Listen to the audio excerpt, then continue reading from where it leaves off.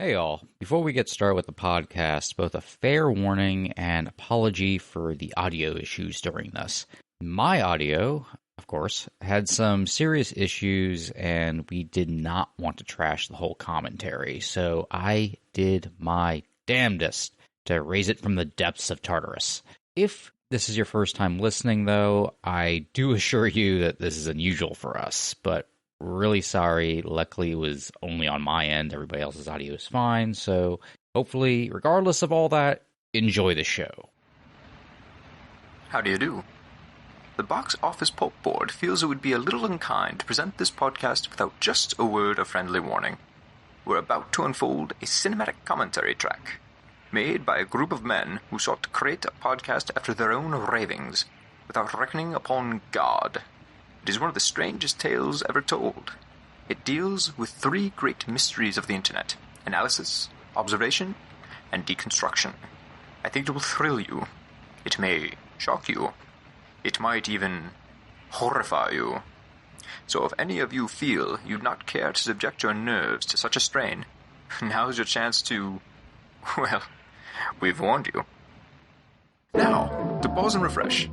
For your convenience, we have an attractive refreshment stand in the lobby, with buttered popcorn, golden good and hot from the popper, your favorite candies, wholesome and rich, plus delicious Dr. Pepper, so bright and bracing with a tang and tingle unmatched by any other beverage.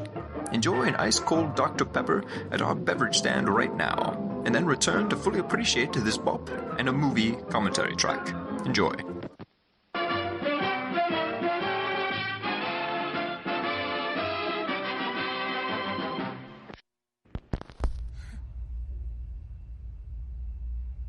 Drill.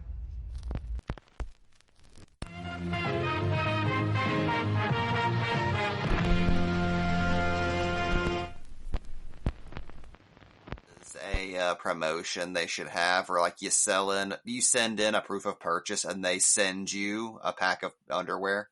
I was concerned you were going to say proof of purchase. Instead of proof of purchase, it was going to be like proof of shit pants. Like you have to send in proof the soiled undergarment.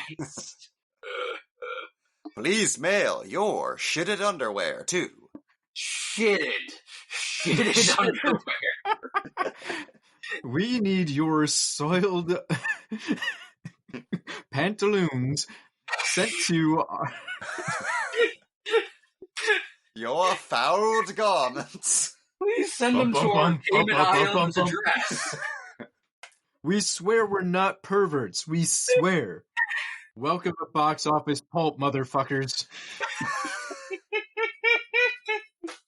I'm not doing another clean intro. We're starting with this odd conversation about how Jepson's Malort should have to send you fresh pants for all the ones you shit. This is the kind of energy I'm bringing into our Saw 3 commentary. Folks, if you haven't gathered, thank you so much for joining us. We're doing a Bop in a Movie entry for Saw 3 tonight. So hopefully you have a fresh pair of pants, a hunger for Malort, and a copy of the unrated version of Saw 3. I'm your host, Cody. Joining me tonight are my co-hosts, Mike. Say hello, Mike. All right, so stay with me for a second. So, there is an alternate universe where Jeff's kid isn't killed. Grows older, has a nice full life, has kids. One of those kids ends up being the villain in a post-apocalyptic film starring Christian Bale and Taye Diggs, where he battles Christian Bale. Is his son a dragon? No. Other Christian Bale post-apocalyptic movie. I guess it really wasn't post-apocalyptic. It was dystopian. I'm sorry, wrong. Yeah. Oh, now I got you. Yeah. That checks. Okay, that makes more sense. Okay. You had me very lost. I'm like, this man clearly would not be able to breathe fire. You assume. This intro is real something. Jamie, say hello.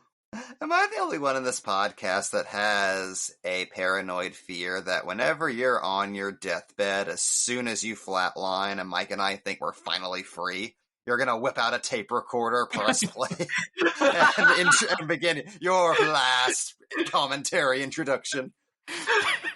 Anyway, welcome to Box Office Pulp. That is true. When they do my autopsy, they're going to find multiple tapes just encased in rubber and stuck in my stomach. Like, I'm just going to be putting things in condoms and swallowing them. No one will know why until after I die.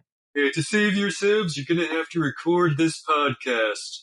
If you don't, your heads will explode. They might anyways, because I'll be too dead to actually stop the explosion. We have to record another Inception commentary. God damn. Bum, bum, bum, bum, bum, bum, bum, bum. We were free! Live or die. It's your choice. I'm still covered in pig Right. guts for unrelated reasons. Yeah, that's just for own funsies. Yeah. So as I said before, folks, there are multiple forms of Saw 3 out there. The version I had and took notes on is something like 15 minutes shorter than the director's cut that we're actually doing the commentary on. So don't make my mistake. You're going to want the unrated 2-hour-long version of Saw 3 if you're going to watch along with us tonight. Yeah. I believe this is available on Amazon, but I could be wrong.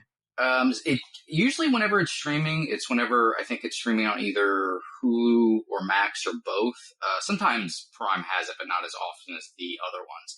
The reason we're going with the director's cut is it's just Bousman kind of considers it the canon cut. It's definitely the most. The director considers it the better cut? It's like it's in the name.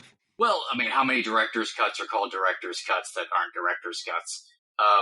Yeah, that's fair. Looking at you, the wolf man. But even though it's, maybe it's more, admittedly more like plotting, it has more,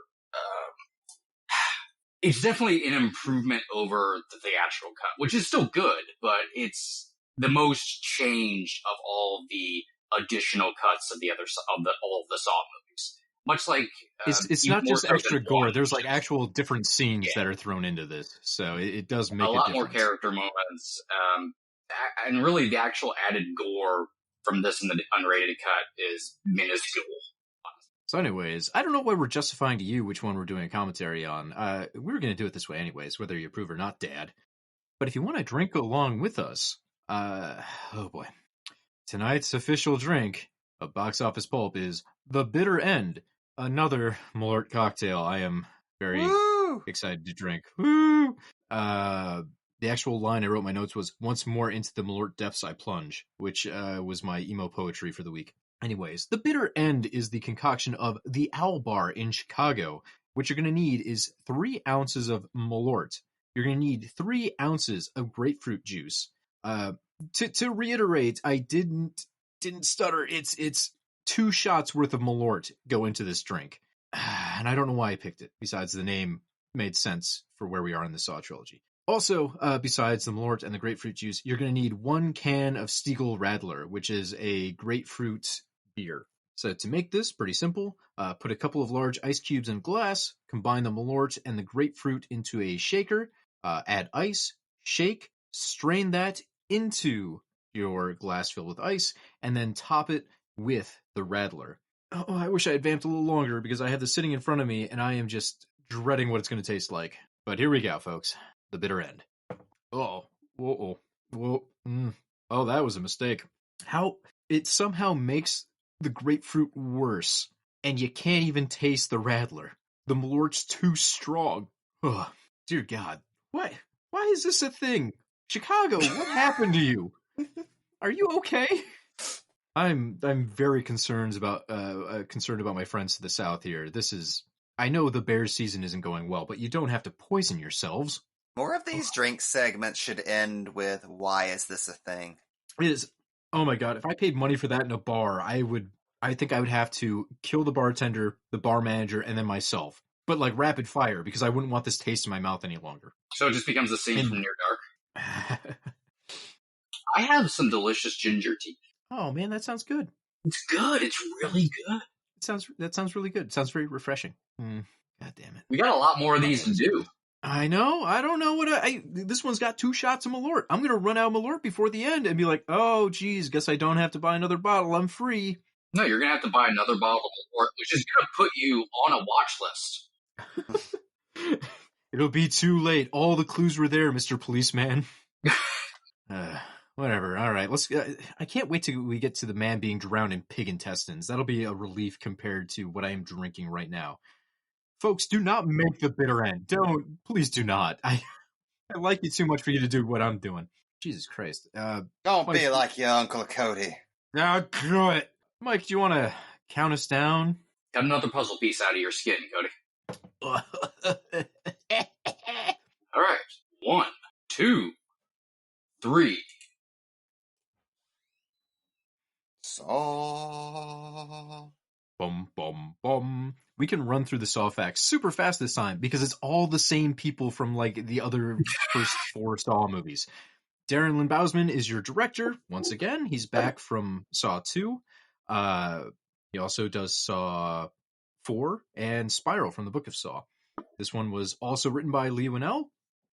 No shocker there. He's done writing passes on 2. He wrote 1 and 3. Our cast, Tobin Bell is back as Jigsaw. Shawnee Smith is back as Amanda Young. Donnie Wahlberg gets a cameo, kind of, he's in like 2 scenes, as Detective Eric Matthews. And we have some newcomers, including Angus McFadden as Jeff. He's a Scottish actor. I'm a little surprised looking at his filmography because he started in Braveheart, as of all things. But he's also been in prestige movies like The Lost City of Z and We Bought a Zoo. But here he is. It's bonkers that Angus McFadden is in this movie. It's weird.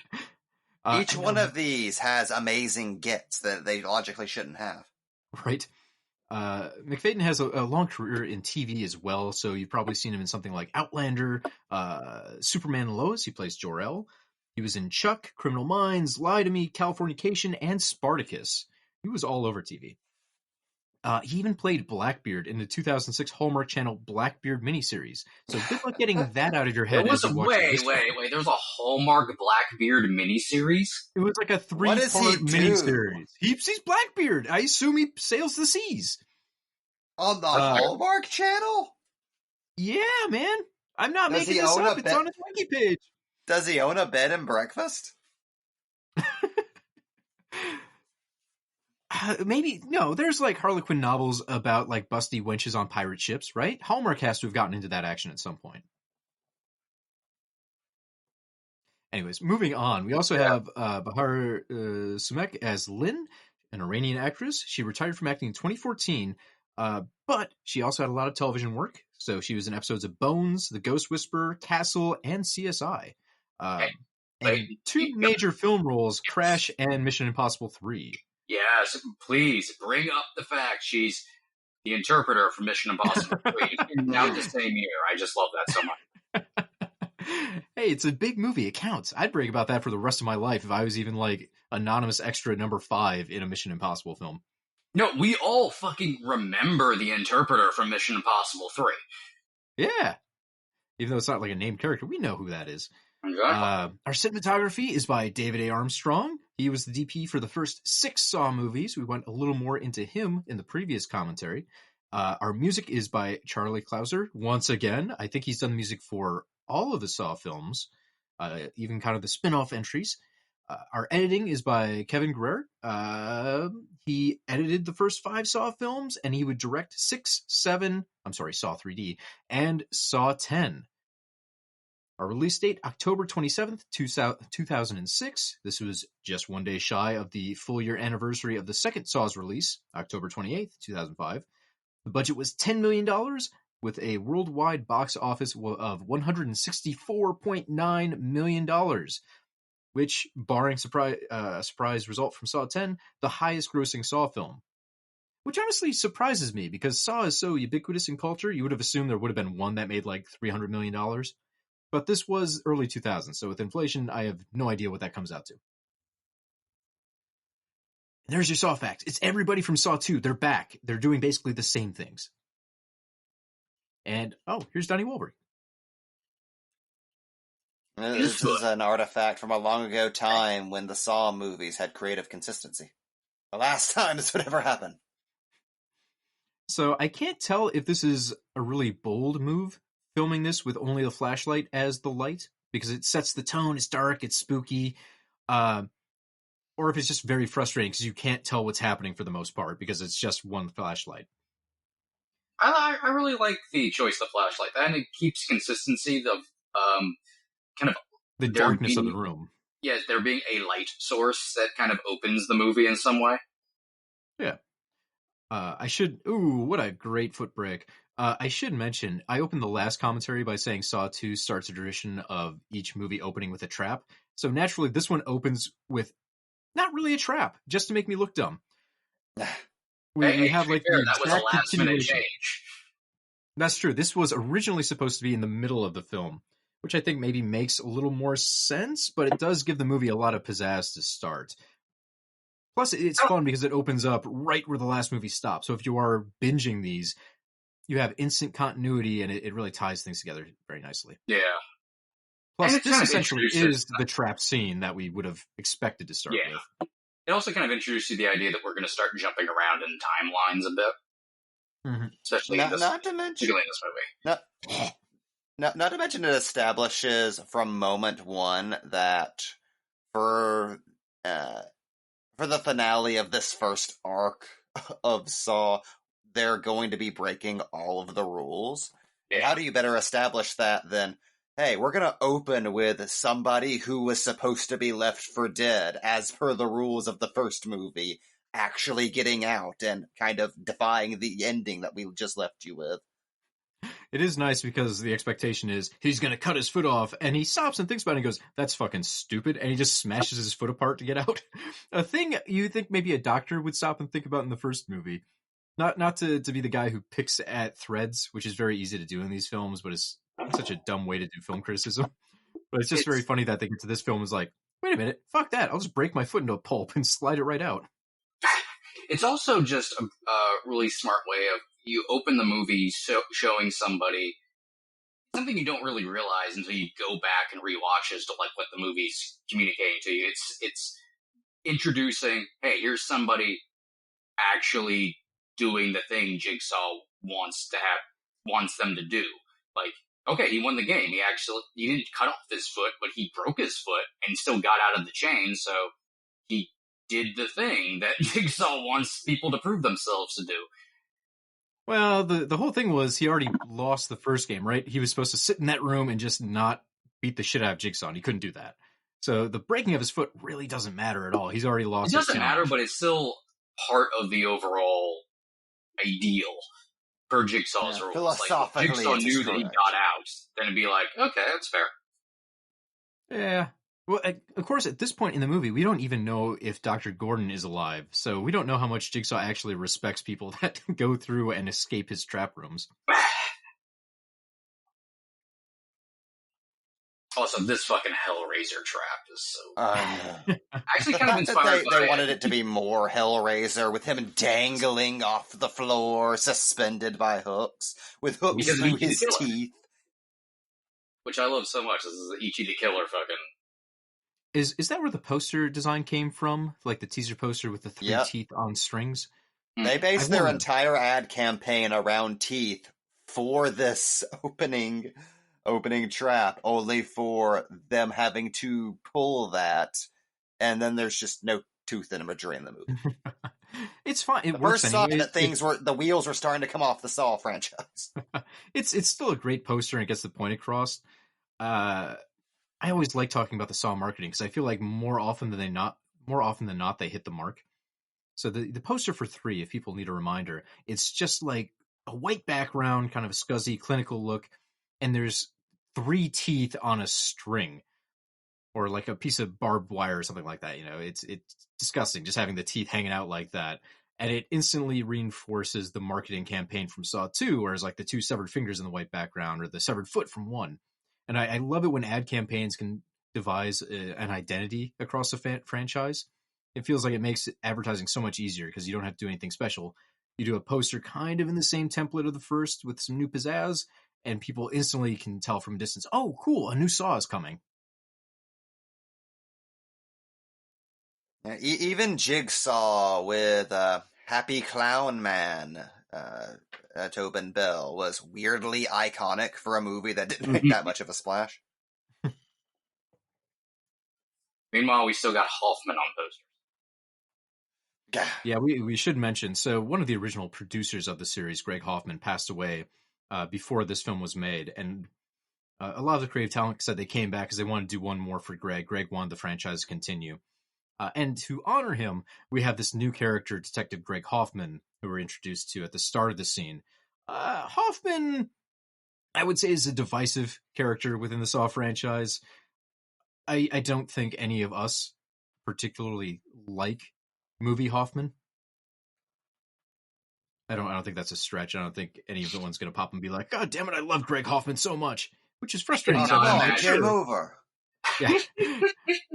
Gotta separate because I don't want to sound like I'm talking ill about the producer. I don't have anything there I want to say. It's really unfortunately the character has the same name and we don't like the character. Costas Mandalore. We'll just talk about it. Mandalore. Well, I don't want people to think I'm talking bad about the Mandalorians. Oh god, we're God. fucked. Backed into a corner here. Exactly. I Our love own Starship trap. Troopers.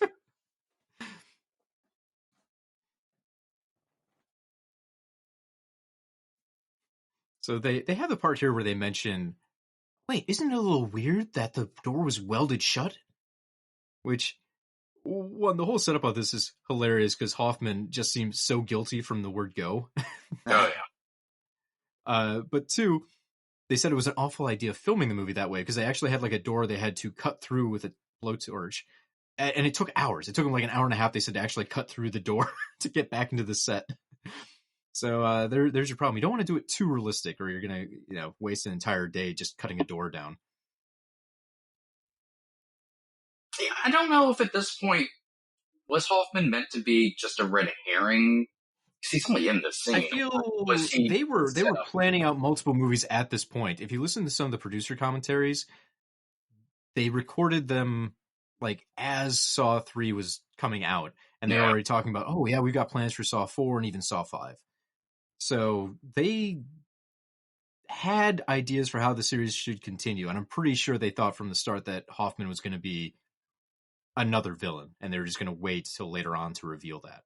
Yeah, the early version of Saw. I don't know for sure. I could be talking on my ass, but that was the impression I got. Spooky. Also, we passed it, but if you look closely at the water in the tub, it's moving because Tina Meyer jumps in because that transition was all one shot from the crime scene to the tub because Bousman fucking loves those transitions. So she runs across, taking her clothes off, and then jumps into a tub. It's really amazing when it's just like, it pans over from a trap and there's two people sitting in a bed, and all that means is they basically just had to make a Franken set and just pan the camera over, and the other guys are waiting for the first scene to finish so the next guys can start. Which makes the film simple, but it's also very kind of funny for the prep that has to go into it. Like, a nice bedroom set, and also a grisly torture trap on the opposite side of the room. It really Which is funny to think that that's what James Wan thought he was getting in the first movie. They didn't have the budget for Franken sets. It makes it feel both more expensive and more claustrophobic. Well, it gives a lot of visual flash to the series as well. Like, those are standout, cool moments that you remember later on or pick up on rewatches. And Saw is a series that kind of demands you watch entries multiple times to see where they're putting clues down. So I like it for that reason. Like, it doesn't even have to be thematically lined up with the rest of the movie. It just looks real cool and gives me something else to pick up when I watch it for the third time.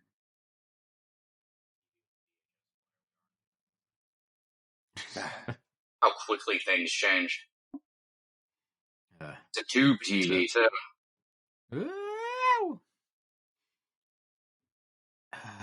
So here's what I would say a big stumbling block of this movie is. We're introduced to Carrie, who seems like she's going to be our new lead. They kind of give us a hint in the previous crime scene that, she's got some emotional issues that she needs to work through. She's too hung up on Detective Matthews' disappearance or death, and that seems like it sets her up as a candidate for someone who has something to let go. Instead, she's in this rig trap, and they kill her off in this early into the movie. What are we? It's very psycho. 14 minutes in. It's a bit of a misdirect, but it's a shame because we have an actually interesting character with continuity from the rest of the franchise, and they just get bumped off so quickly. It feels like you're being robbed of something. If you view this as the cold open to the ending of a trilogy, I can see the logic. As part 3 of a very long-running series, this is the worst decision they ever made. Yeah, it doesn't necessarily harm Saw 3 because what we got is still very interesting and good, and what they aim to focus on. But if we keep going, you're really fucked up. Honestly, it's an interesting gotcha. And I would love to see like a version of Saw 3 that did include her in some way. But yeah, I feel like something from the series is always missing going forward because we didn't have her to follow at some point. Mm-hmm. Saying that between this crap is really... her or to say between her or Matthew, it's just the idea of a Saw protagonist being a long-running character who has survived a Saw trap is something interesting that we don't really get from the series. Yeah. You get Strom, but a lot of people hated Strom. Yeah.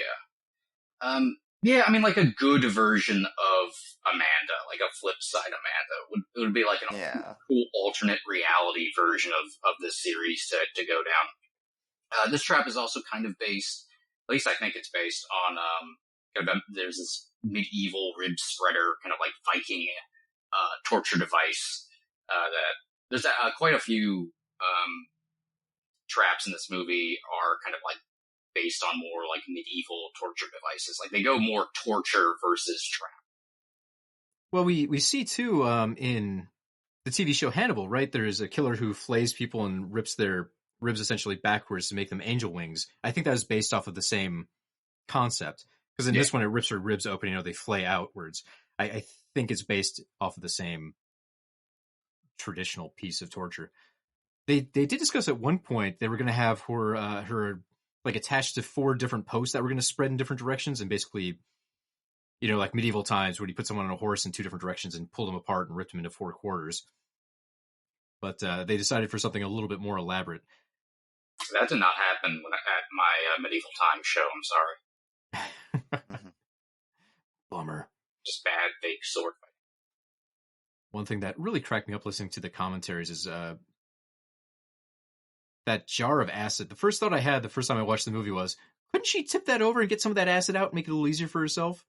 And of course on the commentaries they talk about that, like, no, people keep asking us about the jar and it can't move.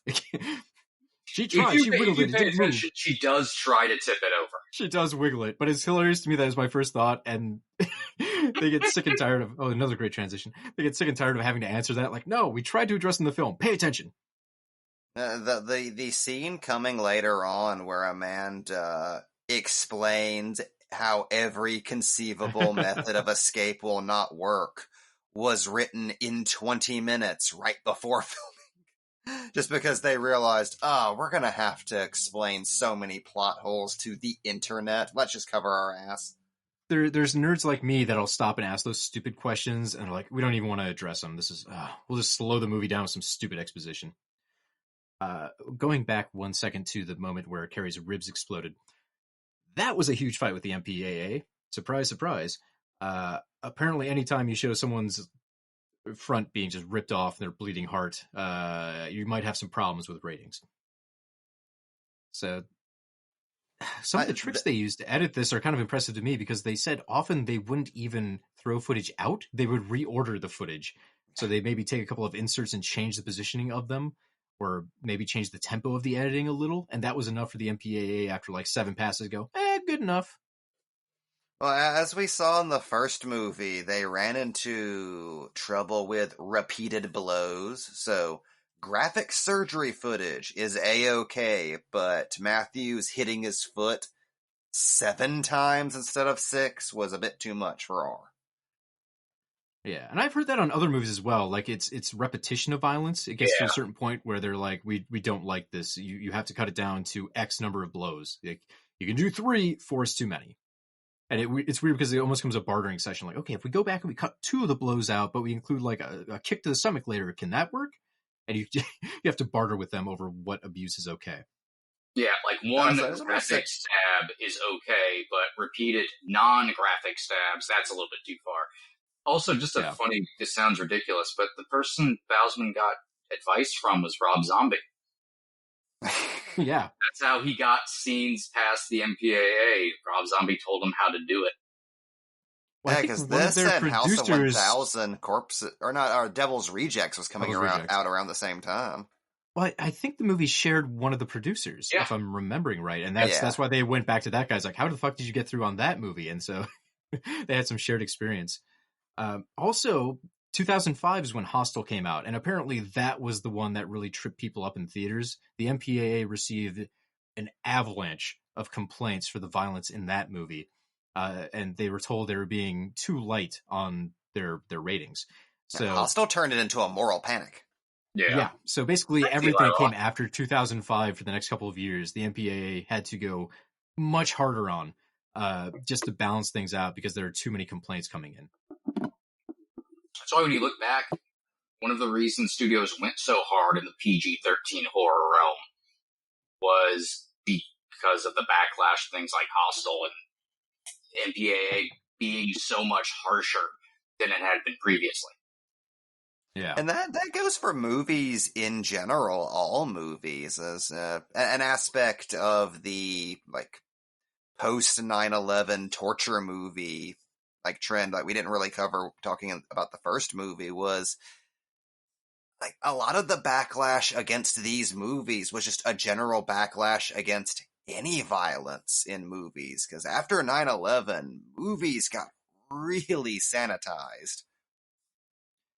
And the history here is particularly fascinating to me because on one of the commentaries, they mentioned the debt they owed to the Texas Chainsaw Massacre reboot, which came out in 2003. That was such a big hit that studios actually wanted to take more chances with horror again. It kind of kicked off a mini revival. And so you get Saw, a year later. And it's funny to me because the original Texas Chainsaw Massacre, right, has a reputation of being one of the goriest films ever.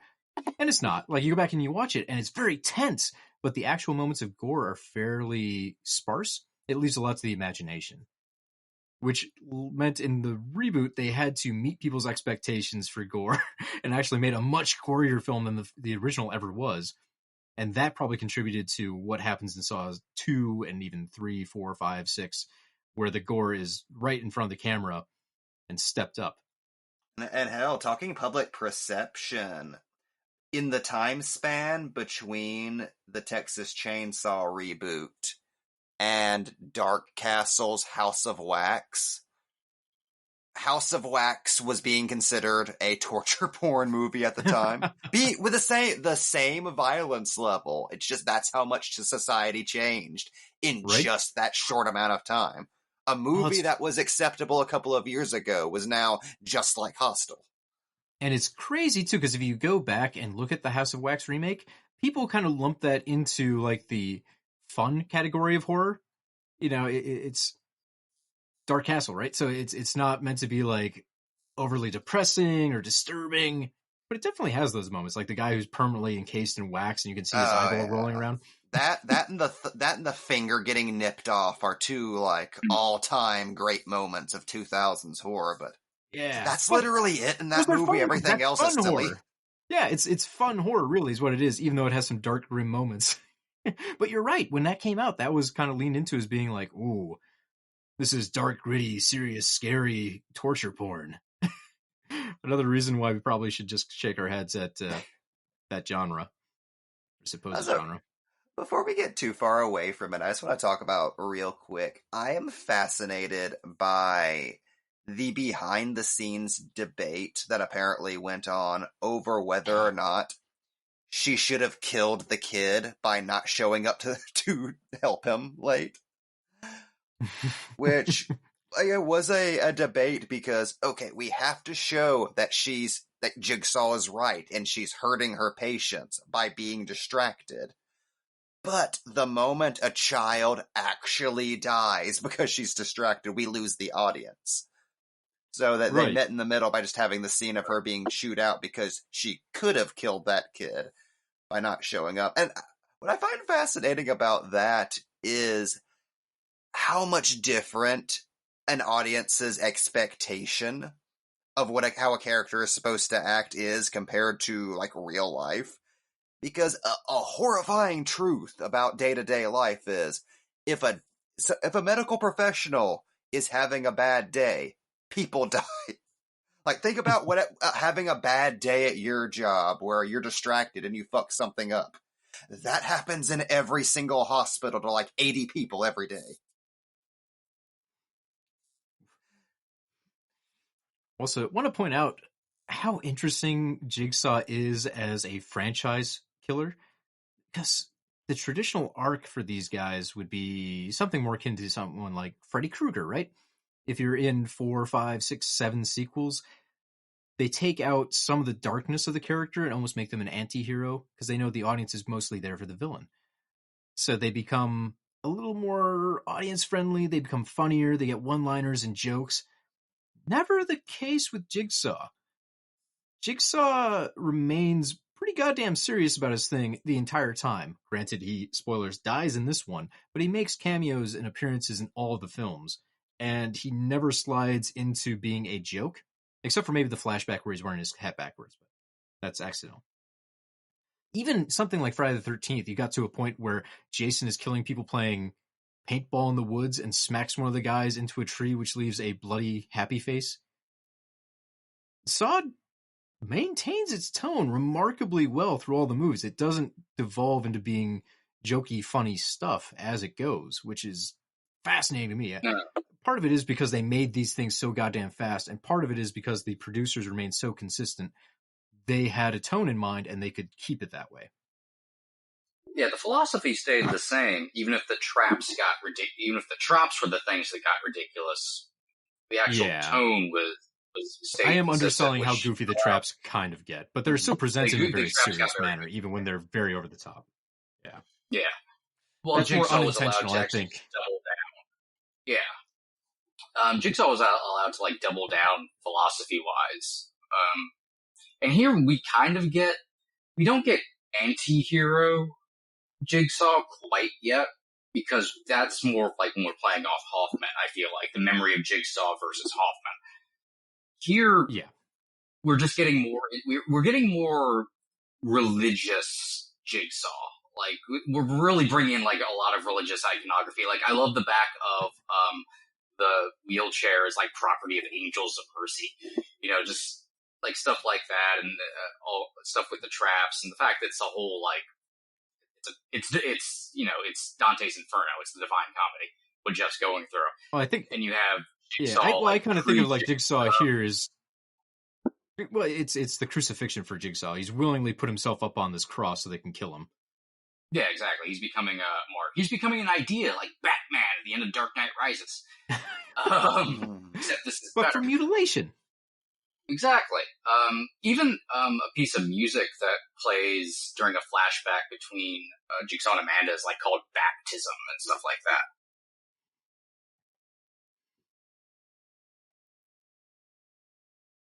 But also, can we just bring up the balls of like, we're gonna have Jigsaw dying and laying in a bed the entire movie. And not movie dying, but actually dying of a brain tumor. Well, that's the other thing that's fascinating about Kramer is he doesn't become some sort of superhero as they go on. He doesn't become more scary. The most action we see from Kramer is some of the flashbacks in Saw 1 where he's like being chased by Detective Tapp. Most of this is like he has helpers doing the work for him. In the first movie, he's laying on the floor for the entire film. The second one, he's just in a wheelchair and he gets the shit kicked out of him. This one, he's lying on his deathbed. Kramer, for being one of the most prolific slasher, if you want to call it a slasher, villains of like the post-80s boom, really doesn't do jack shit. It's all philosophical, which really sets us apart from everything else. Your villain doesn't have to get his hands dirty directly. Also, another great transition there, where we've got Amanda walking into the room, makes it look like she's in the same place as Jeff. So I love Amanda's Jeff, who villain we forgot was in this goddamn movie because it's been like 30 minutes. What a beautiful time period that was when we forgot Jeff was in the movie. I'm sorry, Jeff. You're just not a good character. So one of the anecdotes about this was that crate was about 7 feet off the floor, and this was McFadden's first day of filming, and he asked, like, what do you want me to do? And they're like, get in the box. And he apparently was not super pleased about being stuck in a box for most of his first day. There were apparently some butting heads between McFadden and Bousman. For starters, McFadden didn't watch the first two Saw movies before he signed on, which Bousman was apparently upset about because, like, hey, these are our movies. You should know what you're in for. So he rented out like a DVD player and a copy of the movie and forced him to sit down and watch both of them before filming. which apparently did impact McFadden's performance. Like, he changed how he's approaching the movie after seeing the previous films. There's a couple of other little moments where they butted heads. I would say nothing major enough where they came away hating each other, but I got the sense that these two guys maybe didn't love each other so much as some of the other relationships that have formed out of these movies. Faden didn't exactly like the gunky stuff. For sure. Which does make me wonder this if dude he was read in the script. Titus, and now he's in a crate. Yeah.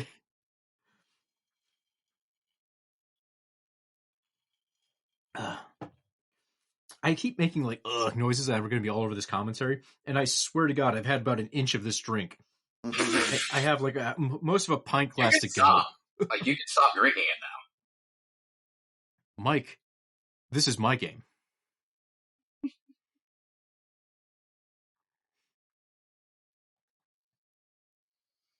I do love how often Bousman makes fun of, in I think every commentary, how close to the fucking ground he actually is.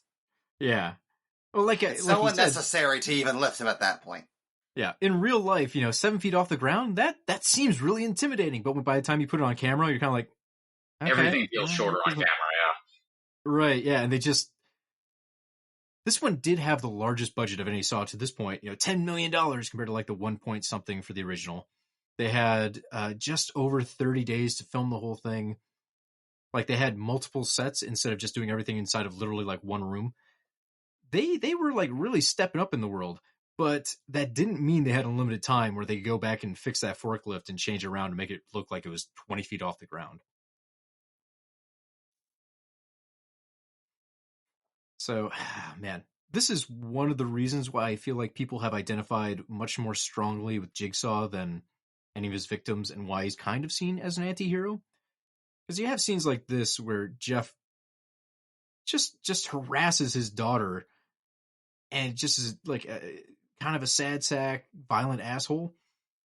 Like, you don't get a lot of sympathy for this guy, which is impressive considering he had a kid die from like a driving accident. You think that'd be a guy that would be easy to sympathize with and you'd want to see him win his games. But they can't make it too easy, right? They can't put an angel in there or else it'd be bad for Jigsaw. You wouldn't sympathize with Jigsaw if he's just killing totally innocent, good people. Yeah. So it's even though they do still, I think, I don't know if they ever really not struck right here. No, not with Jeff. I didn't think they took a lot. They did it in a kind of an interesting way, where scenes like this, where he doesn't go the stereotypical route where he just admonishes her and yells and stuff. He's being very like verbally abusive, but it's very restrained and still trying to be calm and kind. So it's still in that realm of balancing act where it's someone who's greatly damaged. It reminds me of the parents from Stephen King's It, where you're like, oh, these assholes. Like, they're only in one scene, you're still like, oh, goddamn, why can't the clown eat them?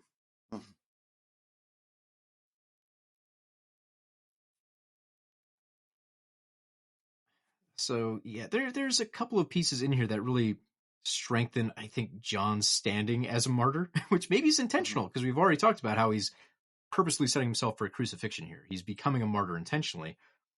But I think the fans maybe took that too literally, because more often than not, I see people saying, oh, Jigsaw had a point. We're coasting through life. And it's like, the whole ending of this movie seems to refute that idea. Like, I don't know if he can force change. The Saw series does seem to philosophically forget this movie ever happened. Very much. Because, I mean, that's the really fascinating idea of this movie, I think, where you're having Jigsaw become a martyr, and it's really doubling up, heading him to preach and really give forth what his ideals are. That make a lot of sense. So you can get people who do the Heisenberg was right kind of thing. But it's also at the same time showing you very blatantly that Jigsaw's way doesn't fix people. It doesn't. He hasn't saved anyone at the ending of this movie. He literally, there was no one he saved. the stuff that's wrong with Amanda that made her hurt herself and turn to drugs and all of that is still there. And so it's manifesting into her becoming a murderer. Like, it actually made her worse than it was before. Like, it's actually a very, can you believe it? Saw is a very pro-therapy film franchise. Which is one of the things I think that makes this, even though I feel like this is definitely the weakest of the three, it does overall make it a strong ending to this as a trilogy, like just as a self-contained trilogy. There is very much a strong emotional core to all of this. Yeah. Well, they said they wanted to make this almost. They said they wanted to make this one too, like more of a romance, because there's the love between Kramer and Amanda. Not maybe more platonic love, but yeah, there's emotion here, more so than you would expect for a third entry in a Saw film. Yeah, no, I don't think anyone walking out of Saw 2 was expecting the Amanda as Jigsaw movie coming next year to be an emotionally wrought tragedy. About how that doesn't work. Like, and I think that's, when we all watched it, I think we all recognized, like, okay, Saw 3 is actually a really good movie, like, really well constructed. It's a great character piece. It completely goes in the opposite direction of what you thought. But the part of you that kind of that also really wanted, like, a cool Amanda as Jigsaw's apprentice kind of thing, never got it. And I think we all kind of, like, carried that with us. And I think a little bit of that reaction is what kind of transformed the direction of a lot of the sequels, too. Where it's like, oh, could this have been Saw 4 or 5? And we got, like, just Amanda's Jigsaw movies there at first, and then she, like, slowly turns or something. Instead, we, like, jump right to here because the movie's point is, like, no, that actually doesn't happen. Like, Jigsaw's wrong. And just imagine how easy it would have been if they're doing sequels. They could have just set Amanda up as the new Jigsaw, eliminated the problem of, our series villain is dying, and then cranked out like 100 of these. Like, just a different one each year with Amanda putting people in confusing traps. But they did try to wind this all together.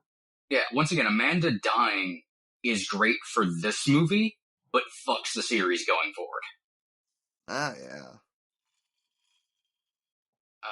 Also, talking about Amanda, there was actually, it's not in the movie anywhere or anything like that, but a backstory they came up with for Amanda, Shawnee Smith did, and Balsman kind of working together, is she had an abusive parent. So that's part of, like, the trauma and what led her into her life, and that's where a lot of her projection onto John is.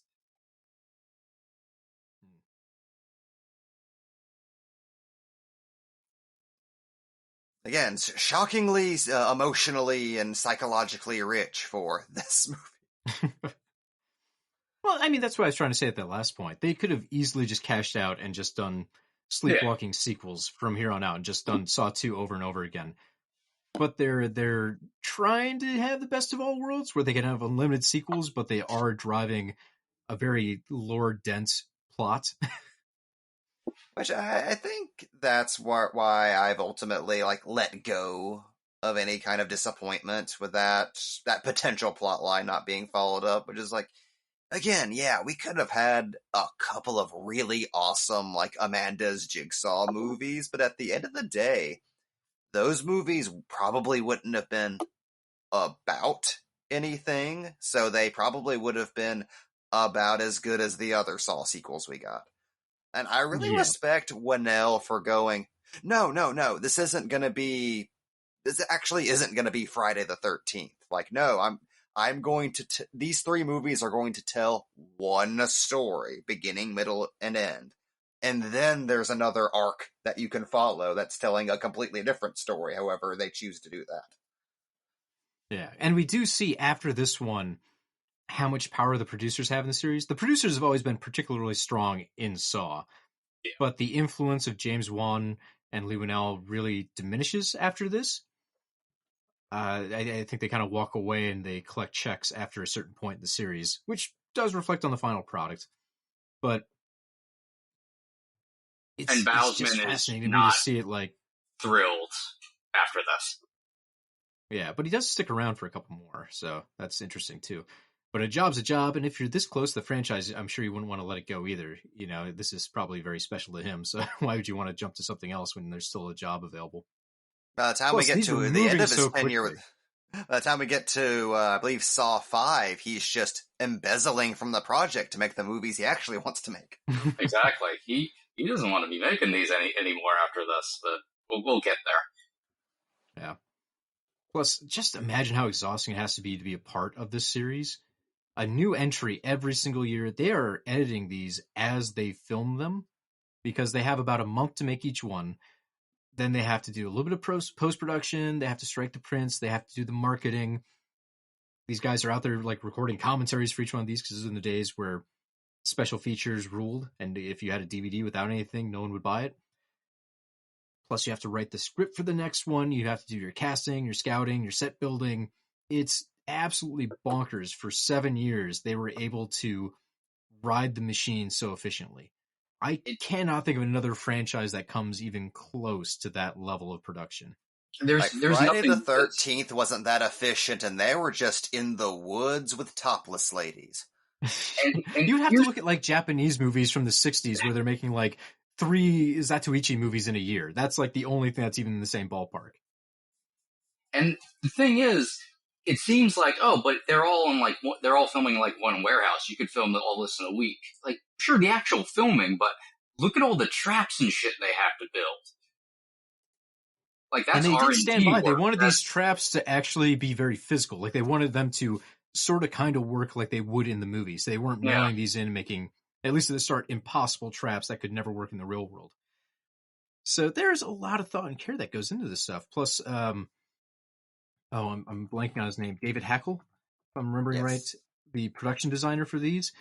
It is not easy to make something look grungy without it making it look like a cartoon haunted house. Like these movies have done an exquisite job of looking like really shitty, worn down, grungy warehouses that you could find somewhere abandoned. Maybe a heightened version of that, but they still feel believable and not fake, cheap, or crummy.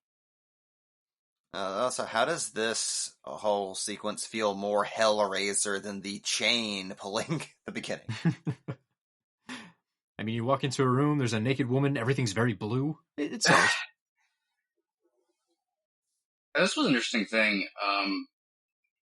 This is, once again, where Rob Zombie's advice came in. Where the MPAA Sage Rob Zombie fucking hated this scene because they felt it was sexualizing. And a lot of people watching the movie took that away too, which is insane to me because I have the same point Bousman has, which is, how do you find this sexy? And that's the point that's why he stripped her nude. He's like, okay, she's going to have water sprayed on her, so then it's clinging to her body, then it looks like it's becoming titillating as it goes on. If you make it stark, it's just terrifying. And that's what he explained to the MPAA, and he ended up making no cuts. Yeah, the idea that if she was in a white t-shirt and gets sprayed, that just works against so many stereotypes of, the sexy bikini contest kind of thing, wet t-shirt contest. So that's why they started nude, which I definitely see his point. And it doesn't, it's not lingering, it's not erotic in any sense. The nudity adds to the terror, because one, it definitely sucks when you're tied up and helpless. Even worse when, like, all of your shame's out. Like, I don't want people seeing me naked when I'm tied up in a room.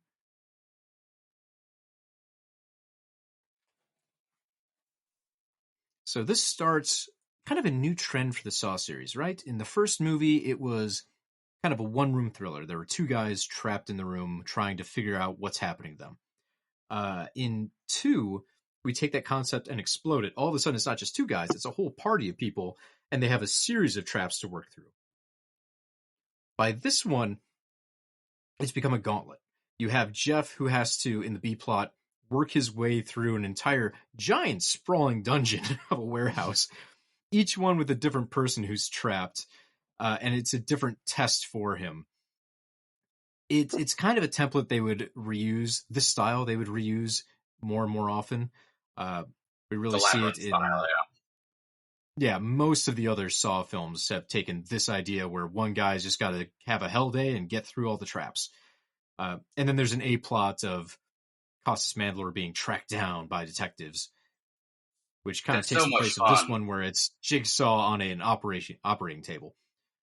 I think it works maybe better in some of the other films. Here, it's frustrating because we spend so much time away from Jeff, especially in this cut, to get back to him and to be like, oh, no, his plot's really important. It took like an hour to get here. Yeah.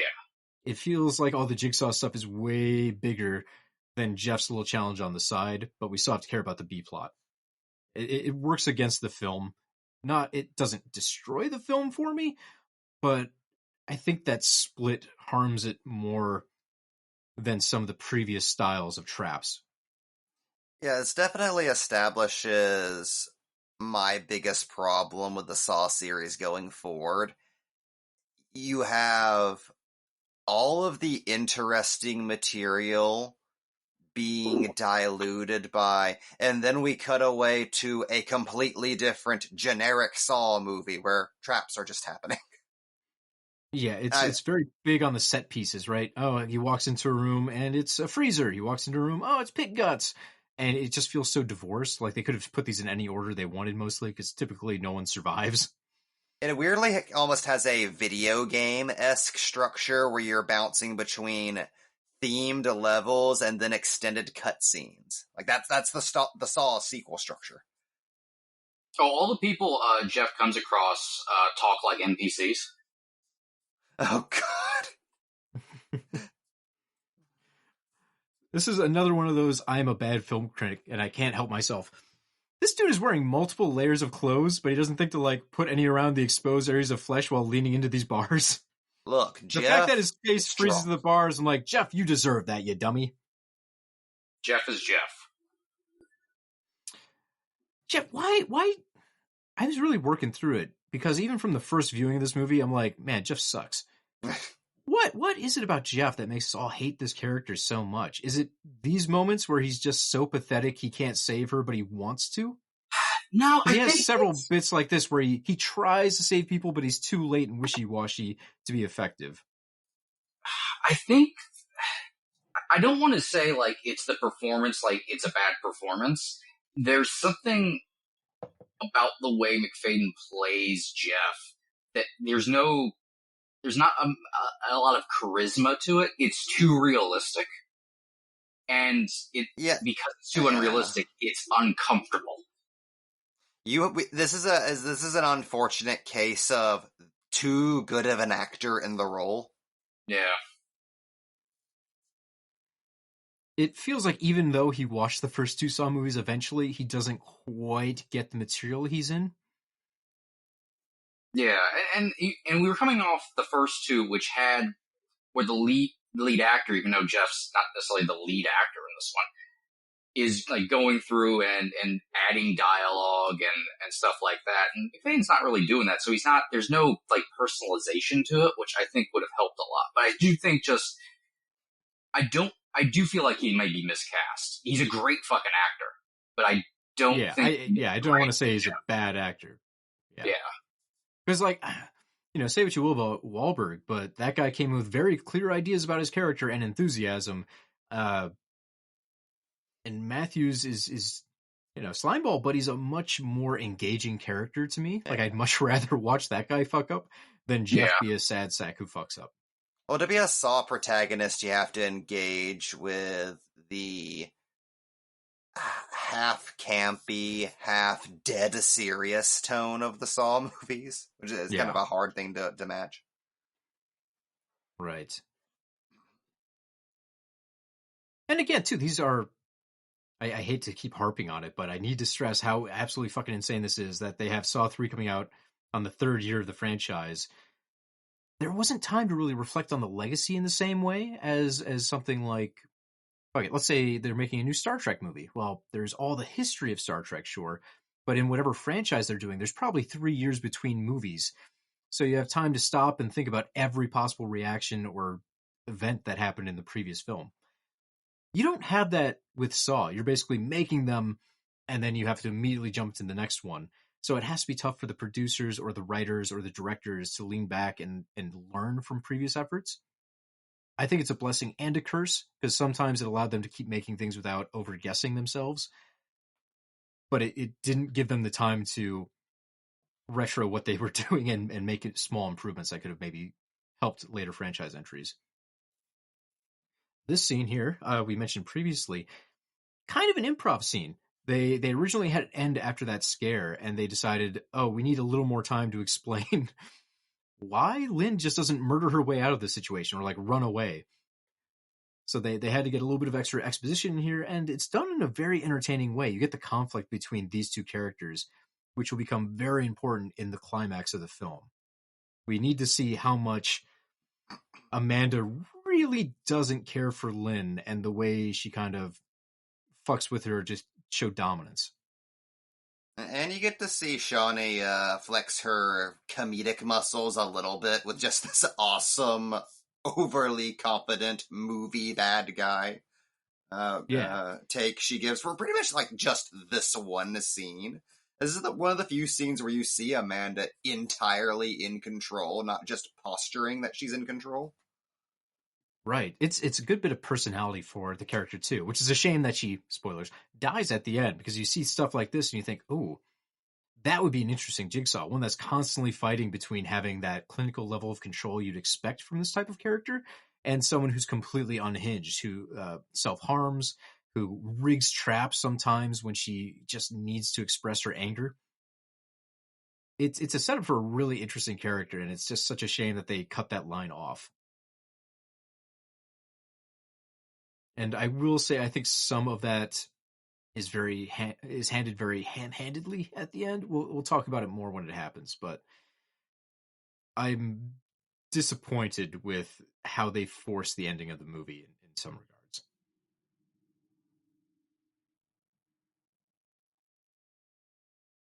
But hey, we get Amanda back in Saw 10, so that'll be fun.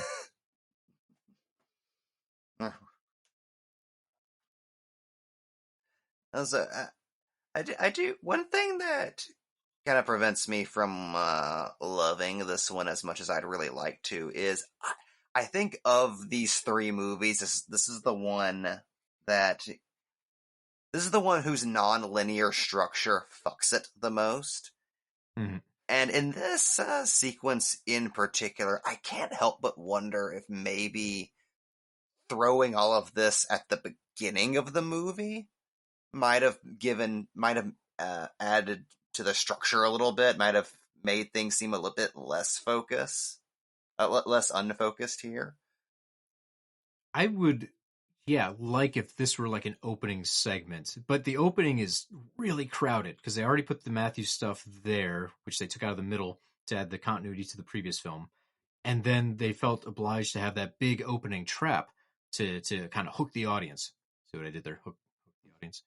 And I don't disagree. I think both of those were actually pretty smart choices, which would make this bad as a third part to all of that, because you wouldn't be introducing Jeff or Lynn until 30 plus minutes into the movie. And we already have such a long stretch where Jeff is doing jack shit. It's No, you go ahead. It would also kind of give away that, okay, the movie's about Amanda in some way. Like, we're seeing pieces start being put together now between her behavior and these flashbacks as to where her psyche is and where it's led up to her actually becoming a murderer. Yeah. One thing too, this is something I wanted to mention before when I mentioned the gauntlet or labyrinth style of trap setups.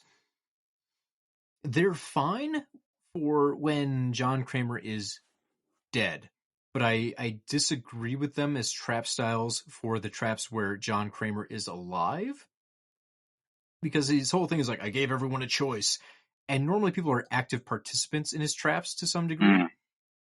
If you're in one of the labyrinth traps, you don't get to participate. Like the woman who was in the ice room, totally immobile. She had to depend on Jeff to save or condemn her. Same for the room we're about to they're enter sinners. now. Yeah, they're just being punished. So it's not their game. They don't get to participate at all. He set them up for murder. That's the part that gets me, because normally Jigsaw's whole MO is, yeah, the deck's stacked against him, but I gave him a shot. These guys, they don't have a chance. It's really all up to the protagonist walking around, whether they live or die. And normally the protagonist is not competent enough to rescue them. So it's not even close to fair, which is supposed to be a thing that Jigsaw is proving. He's giving these people back their will to live, or making them reassert their livelihood. Shit, the dummy fell over. This is what happens when you have Malort. It just destroys your puppets.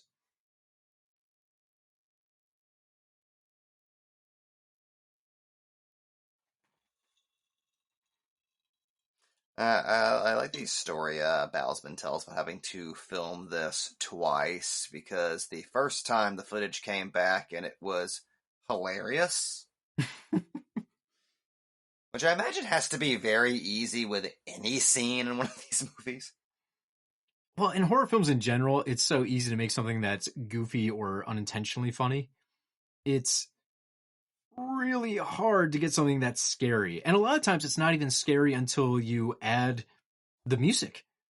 Like, Boseman's talked about that as well. There are some scenes that went out in the original cut that didn't include the music that he wanted. And the climactic trap does not have music in it. Yeah, which reshaped how that trap is experienced for the audience. And the music really does make some of those scenes, or changes them. And in horror too, maybe it's a little Mickey Mousing to really get people to jump on the stingers, but without the sound design, it's very hard to be scary. So I imagine if you just film something and you bring it back in its raw form and you watch it, it can be almost impossible to tell, does this suck? Like, did we generally make something good? Can we fix this? Or is this always going to be bad no matter what we apply to it? Can you hear me by any chance? Yes. I can hear you. Mike, can you hear us? Are you in a trap?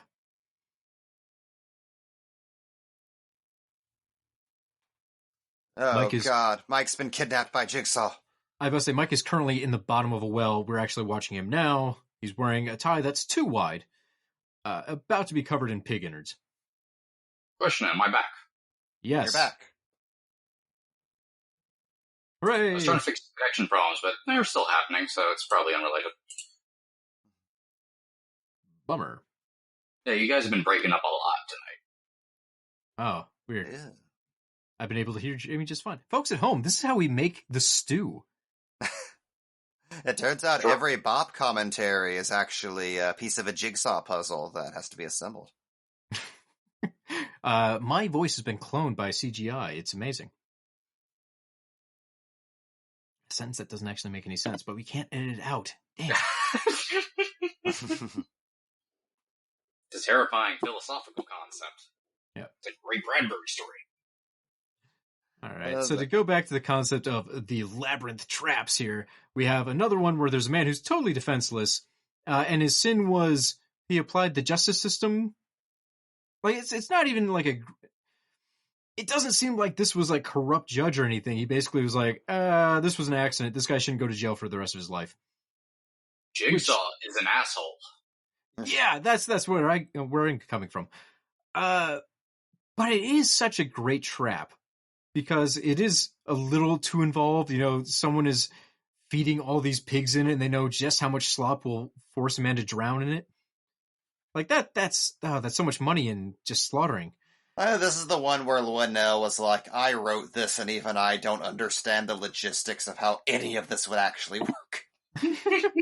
Right, and it liquefies the pigs instantly. Like, they just go into this blender, and they're just goo in 2 seconds. But I can ignore that because, one, it's such a gross way to die. Like, drowning in pig offal. And two, the emotional hook of this one, I think, is fantastic. Like, the previous room, Jeff had to reach through some cold pipes to get a key. Like, I don't know what he's learning there. Okay, whatever. This one makes perfect sense. He can only retrieve the key by burning the possessions of his dead son, which we've seen he's he's obsessed over. He can't let them go.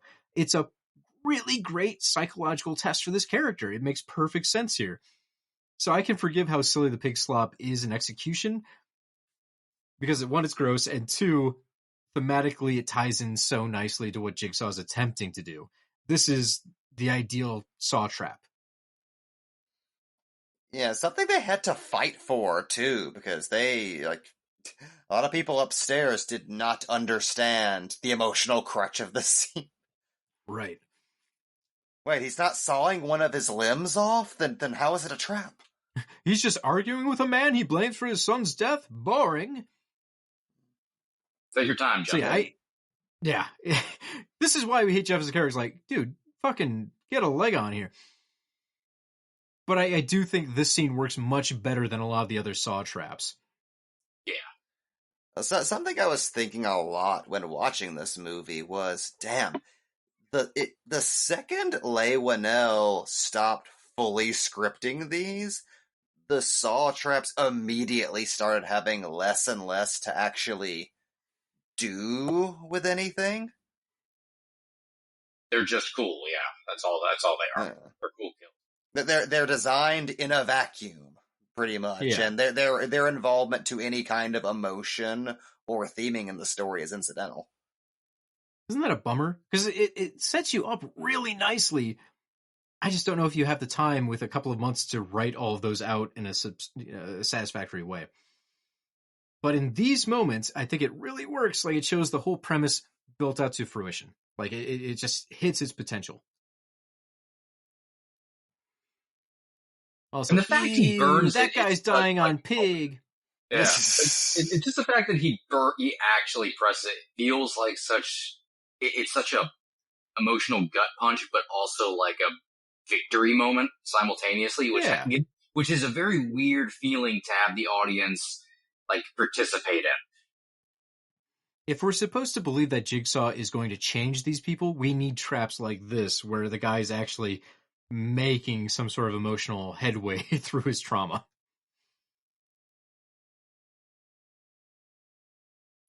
One golden key. It's very hot. Don't touch it. And it's also an interesting. Excuse me. Also interesting to think that fitting in with the tradition of Saw being about really blatantly obvious shit being in front of the faces of people and who are being played with. I do like the idea of Jigsaw sitting in his bed while Amanda's watching this on those screens going, I really, really hope she's actually paying attention to the point of this shit. Because that's an interesting thing to consider upon rewatch, that, literally all of this is just for her benefit. It's just supposed to be showing... She's supposed to be watching pointing things out for her. Yeah. Which I think a lot of people don't realize is, both in the same way Saw 2, the flashes you're seeing of them in the house is everyone watching a Saw movie on the monitors. Like, it's not live. And while this is happening live, the point is Amanda is experiencing a Saw movie. Like, that's essentially the B plot going on. The entire type of movie this is, and the structure of it, and what everything means changes once you go back and rewatch it with the idea that this is Amanda's game. Although I would still say there are parts of this that are personal to Jigsaw. Yes. Because we have the whole piece where Jigsaw has an inoperable tumor. He can't take it out, and he's dying. So he punishes everyone else by putting them in traps where they must cut pieces of themselves away. And in this one, his ultimate trap, he's punishing a surgeon who seems to be the number one group that he's mad at. Like, they can't reach into his brain and take out the thing that's killing him. So he's going to hurt as many doctors as he can before he goes out. Jigsaw's very It's just the Unabomber. It's a little bit like that, isn't it? Like, one, yeah, he needs a doctor to save his life, sure. But it feels like a lot of this is he's roped this woman into his plot, pretty sure she's going to die in the most gruesome way possible, and her husband, as almost a fuck you to surgeons in general, rather than just as a way to train his apprentice. this is revenge. This is 100% revenge, and that's what makes Jigsaw such like an interesting character as like a horror movie monster, villain kind of thing. Is he espouses all of this philosophy and all of these ideals, and it's there, and it does drive him. But he makes himself out, particularly in this movie, to be a martyr and be more than human, more than a man. Like, he shuffles off the mortal coil at the end, but the games continue for him. So he lives on. But his humanity and his petty human bullshit paints all of his ideals and all of his philosophy. So he's not actually following through on it.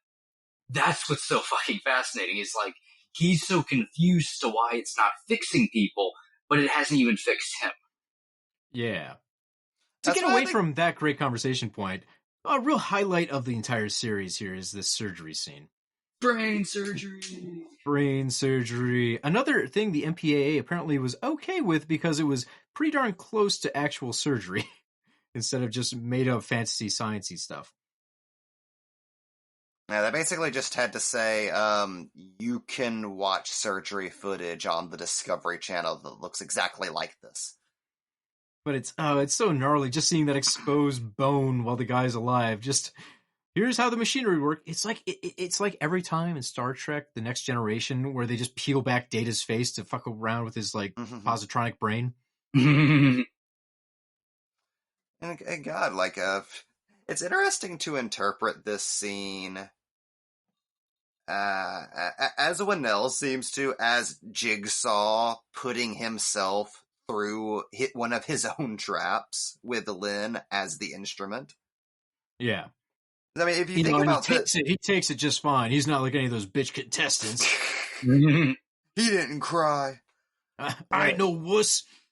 It's interesting to think of these three movies as, okay, everything is based around two people in a trap that's different than what they initially realize. And what I find so interesting about all this stuff in their makeshift hospital is, at the end of the day, Jigsaw and Amanda are the two guys chained up in a bathroom for this movie, with Lynn as the trap. She is the MacGuffin. She is the thing everything's revolving around. It's why there's almost something weirdly symbolic about the fact that she has the big ass collar around her neck, because she is the instrument of their destruction, ultimately. She is the thing Amanda was supposed to solve. I guess that does make it a good foil for the first Saw. In this case, I guess John knows he's dying eventually from this brain cancer. It's just, how long can he drag it out? So he's the Adam in the situation. He's just stuck here forever. And is trying to see if Amanda can Dr. Gordon her way out of things, which she fails to do at the end. So you kind of get that foil situation where Gordon proves, I want to live again. I can be better. I can be different. And Amanda does not. Granted, at this point, we don't know what happened to Gordon, so that's probably a bad comparison, but it works better, I guess, with Saw 3D in the mix. Look, until we get to Saw 3D, in all contexts, Gordon's dead. Gordon's dead. As long as that lawsuit's happening, Gordon's fucking dead. Yeah. The lawsuit's still happening. Gordon's dead. So it doesn't even matter. It colors everything so much, though, if Gordon just died from that trap. He cut off his foot for nothing, and it was like, well, whatever, sorry, bud. I'm pretty sure our arbitrary rules, he cut it off like 2 seconds too late. Sorry. I'm pretty sure he would have hemorrhaged to death within the first 5 minutes of losing that limb. Yeah. Well, they show that later on, like he sticks his foot onto one of the pipes and cauterizes it. Yeah. Jigsaw backstory. So this begins the part that really sours me on the movie. I still like Saw 3 quite a bit, but John has this flashback. He sees his wife, and he, in hallucination says, "I love you." And Amanda confuses this for John telling Lynn, Obi, sorry, I don't. They get so excited on the commentary when he walks by. And I hate that. I really hate what they do to Amanda here by having one of these stupid, forced-contrived, John loves someone else but me? No! It cheapens the characters, I think. Like, it forces the motivation at the end. It's better than not having any motivation for Amanda's twist, but that doesn't excuse the execution here. I feel like it was not done well, and it drives me up a wall when you have these little moments. I don't have like a strong reaction to it. It's not my favorite thing, even though I love Shawnee Smith's acting during this part. Her entire performance is fucking top notch. She does well with the material she's given. I just think she wasn't provided with good material in those moments. But yeah, I'm not a big fan of that, though it does lead us here, which I like. I love this whole sequence, which is also like thought of this is not great on the day, but pretty close to it. Yeah, this is great. I have no problems with this particular scene. Yeah, the whole I love you thing, it's a little bit too on the nose. I don't have like a massive problem, but I do agree it's a little bit too on the nose. That is a very, we scripted this very quickly and just needed to hit a certain point by a certain point in the script. It's very much script math. Okay, Yeah. how do we get to 5? Okay, here's a 3, here's a 2. There we go, slap them together. Yeah, it gets you to the answer, but it does not work for me, which is one of the fatal flaws of this movie. And that's just taking this as a trilogy ender, not even as part of an extended franchise. We've kind of discussed some of the flaws, like killing Carrie off early, or maybe Amanda dying in general, that hurt later entries. This is just a moment that doesn't service this film, and it bums me out. And again, you give them some slack due to the speed and urgency at which they're creating these things, but I still wish they could have found something that worked a little better. They're trying to seed future bits there, and it falls flat on its face to me. But we are getting at least this awesome fucking sequence with cult leader robed fucking Jigsaw. Yeah. It's funny to me because His the whole first thing movie is soul patch. Yeah. They brought it back.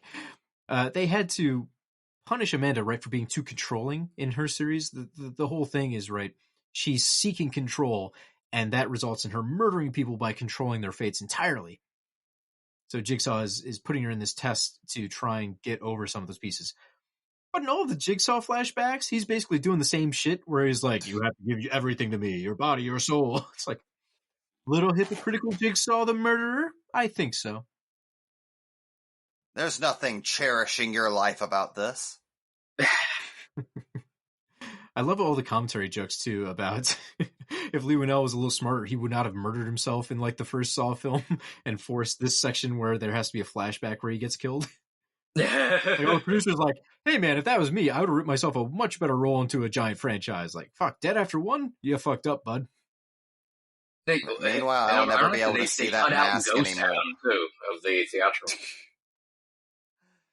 Well, I'll never be able to see the pig mask again without hearing Shawnee Smith saying, let's get piggy with it.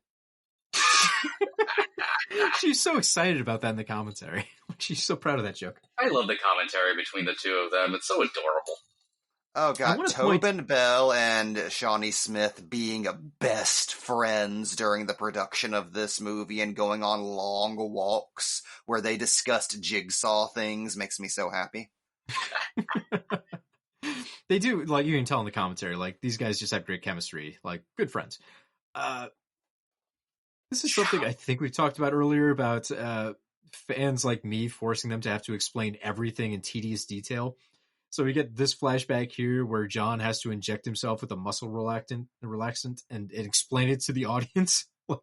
Here's a plot hole we're closing from part 1. Shut up, nerds.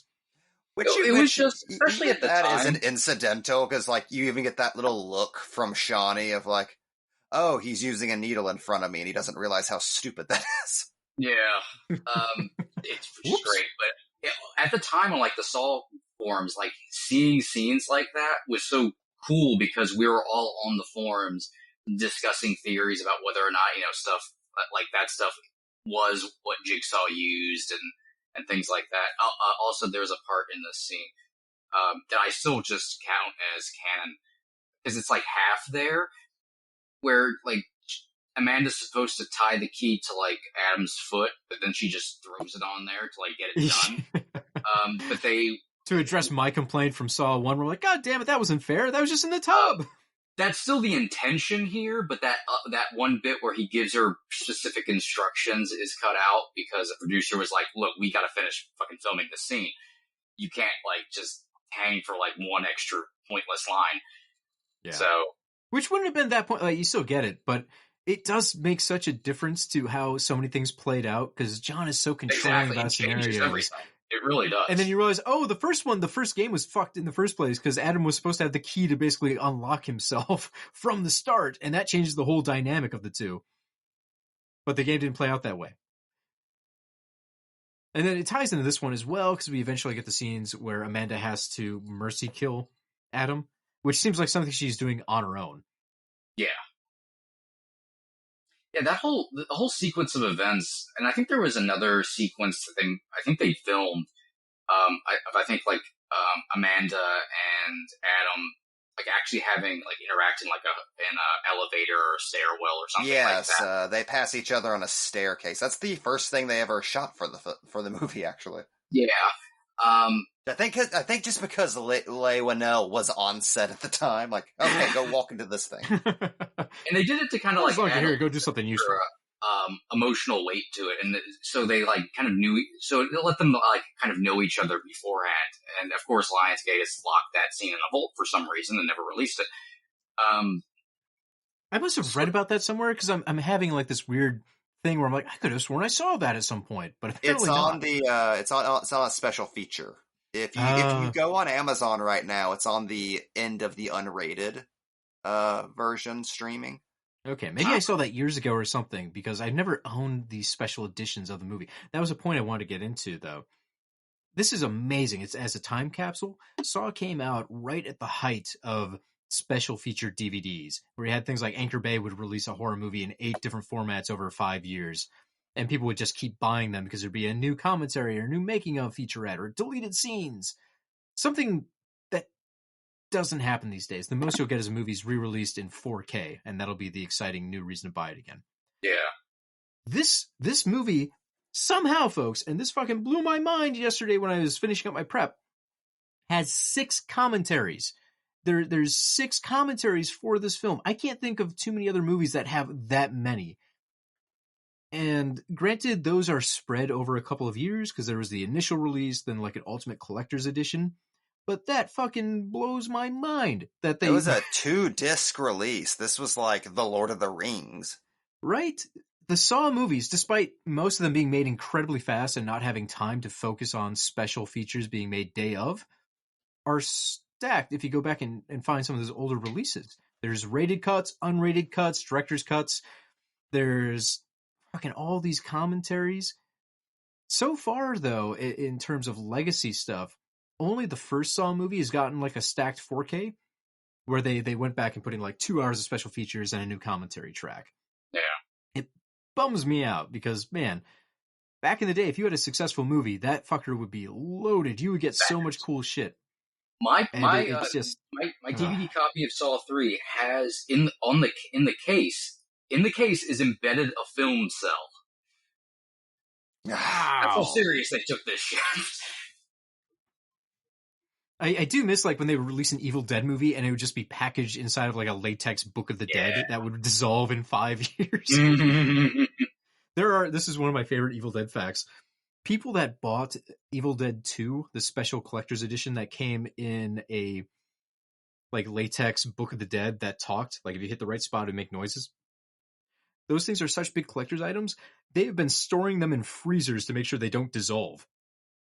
There are people out there that just have fucking Evil Dead 2 copies sitting in a freezer like it's a wedding cake so they can turn around and resell it someday. That was advice I saw given when those came out, and I was like, if I need to put my DVD in the fridge when I'm not using it, I don't think it's a good investment. It's so funny because, like, you guys couldn't have just made that out of literally any other plastic that would last forever. I do miss it, though. I'm sorry to interrupt. I just want to, just as a solid nerd thing, I just want to bring up that she's wearing the pants from the Tibbs documentary. Sorry. Just had to do that. Is Adam talking backwards? He's scary. Yeah. Ghost. I make fun of that scene, but it's not a bad inclusion. The fact that she's feeling guilt over that guy. We see it very clearly when she has to murder Adam in the flashback by strangling him, that Shawnee Smith is not having a good time with her actions. Which is kind of fascinating because we find out in this movie that she's essentially staged murders throughout like her later career. But this one, when she actually has to go in and kill a guy because he failed his test, really bums her out. I don't know what to say about that, where it leans on the character psychologically, but I think it gives a great wrinkle and makes the character a little more messy and interesting. Yeah, well, it's really interesting here because I keep saying interesting, but it's boring and we all know it. We never say anything cool. I just really like Saw, but what I think is more complex about how they handle Amanda is really highlighted in this scene, where this isn't the moment she becomes a murderer. She's not freeing him and letting him go. She's which she could easily do. Yeah, she's still killing him to free him instead of just letting him go. But this isn't the moment she becomes a murderer. This is like this weird halfway point where you can see that something isn't right with her. But she has like this humanity that Jigsaw has unintentionally completely fucking wiped out. This character in her mind is dead, and she's just wiping the board. Instead of letting him starve to death over days, she's going to strangle him.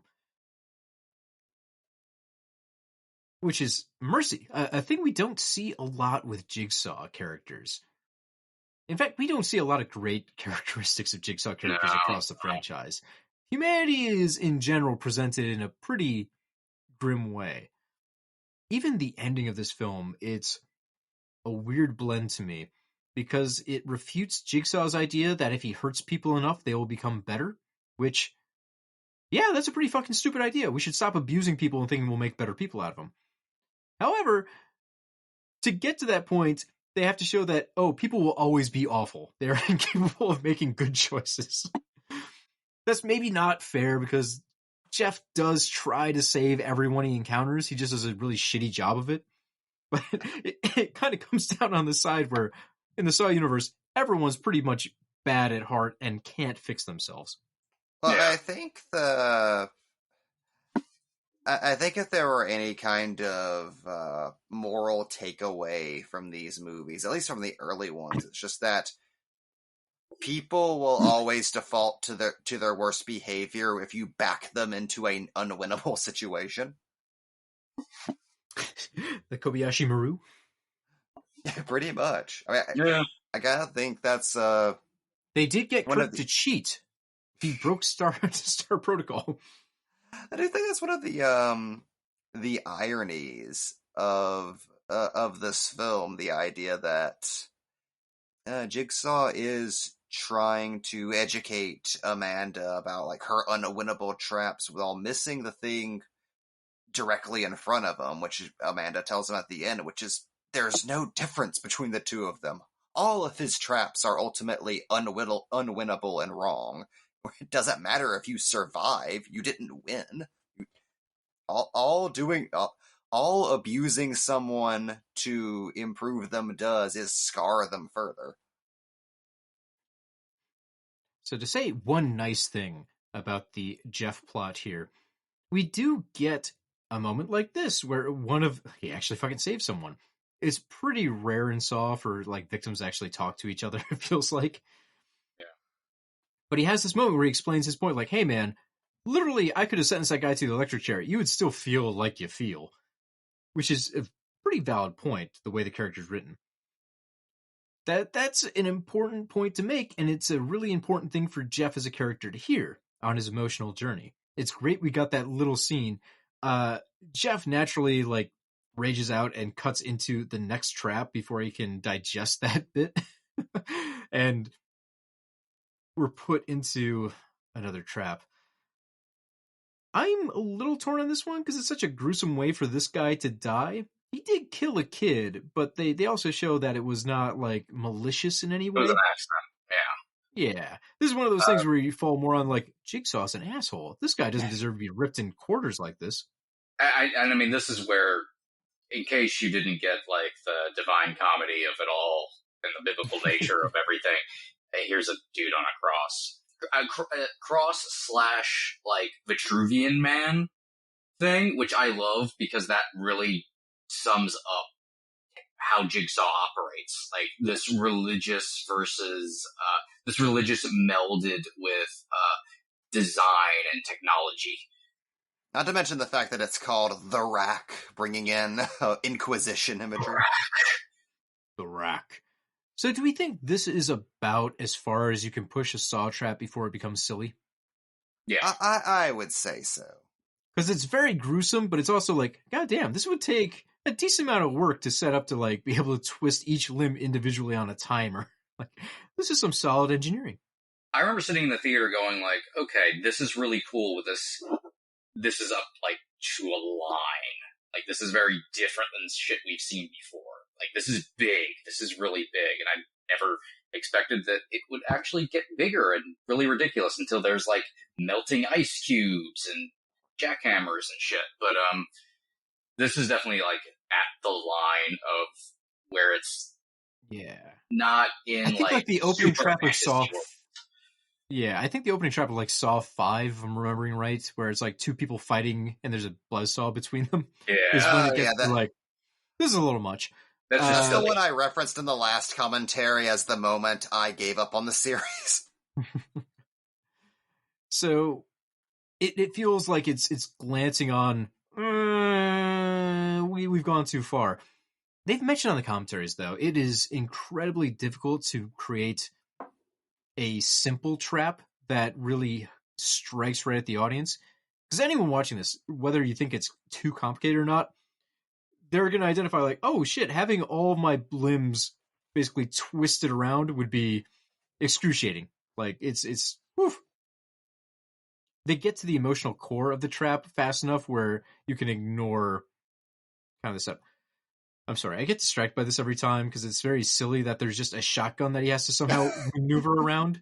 Like, what is he learning here? This is such a worse idea than him burning his belongings. Oh, it's actually... Are you willing to take a bullet? It is... The gun thing is kind of interesting because there's nothing really hard about it. Like, you can actually avoid the gun really easily. Well, if you he just does, and then accidentally kills the judge. Yeah.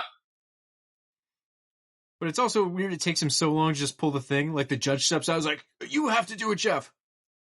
Why? The judge is a pussy, but... The judge is kind of like, oh, it's a gun, I better not. And then Jeff just reaches in there and magically does it I right. actually Except for he think murders the judge. They had to, I think, put the gun there because otherwise, the judge would just grab the key and release him. And the trap, yeah. But from a storytelling standpoint, if the key was literally just around the dude's neck with the tape recorder, and all Jeff had to do was just unlock it, that would have said a lot, I think. That's, because it becomes an emotional struggle. Purely emotional, not like logistical where he's got to figure out how the fucking gun works. But again, then you have the problem of the judge would just take the key. Yeah. Maybe at that point, just kill the judge before this. Right. Yeah. They already did that in the first room. Like, you could find a way. They have unlimited possibilities. They could find a way to accidentally kill or purposely kill the judge and let Jeff have this emotional beat where he has to decide if he's going to forgive this guy or not. Man, so this one bothers me because it feels like it's a weird physical challenge. Whenever Saw gets into just, can you do this feat? I don't know. I kind of lose it. I get it when it's a pain thing. Like, are you brave enough to cut your eyeball out? But when it becomes a mental trap for the guys, I'm less interested. Also, I want a flashback scene where they are measuring the arms of the judge and the first woman in the freezer trap and Jeff's arms so they can place the key at the exact position. Like a design, the judge couldn't reach far enough. He had stubby little arms. Jeff, he's like a basketball player. He can reach right in. Great appliance, though, with half his face gone. Oh yeah. Again, I don't want to smack everything about the movie. I sound very negative. I don't mind Saw 3 that much. I like it.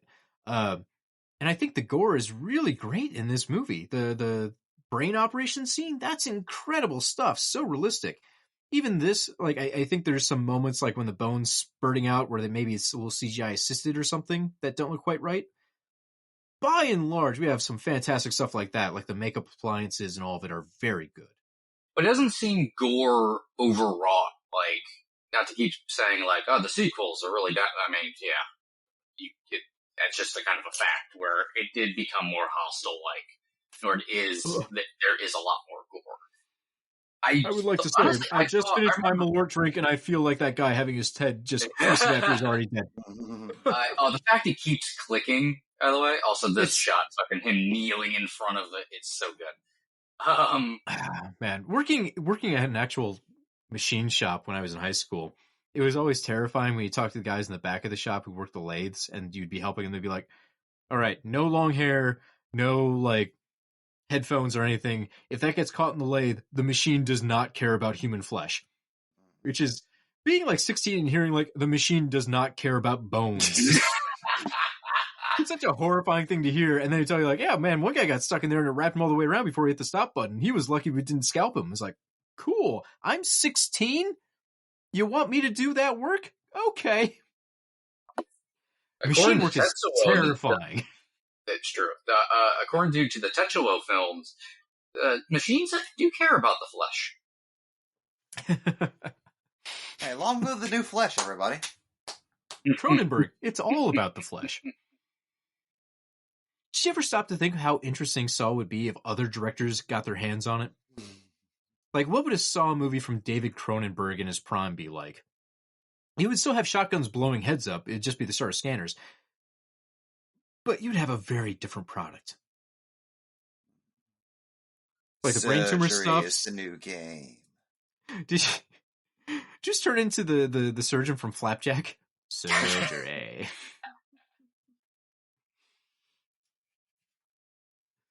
By the way, I think my favorite part of Leigh Whannell's solo commentary for this movie is him taking a moment to point out, as the writer and co-creator of the Saw franchise, that they're called games or puzzles, not traps, because traps are how you catch something, and everybody in a jigsaw trap has already been caught. Fair. All right. I have never stopped thinking about that since the DVD came out. This is the first time I'm hearing it, and I was like, yeah.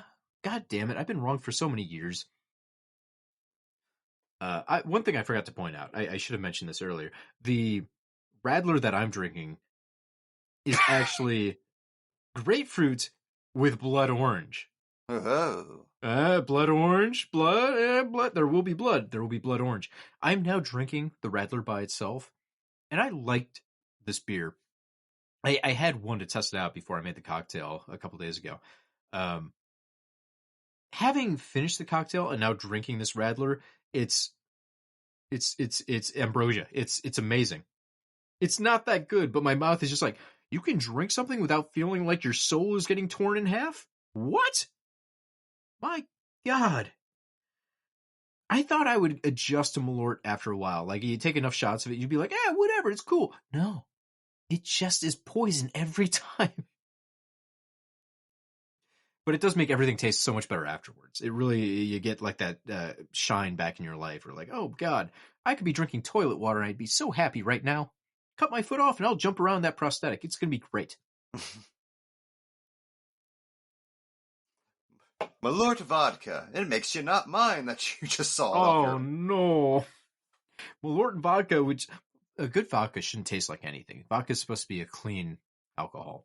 So you put the Malort in it and it's just become extra strong Malort. I don't want that. I really do not need that in my life. It's a thing I can make, and I don't want it.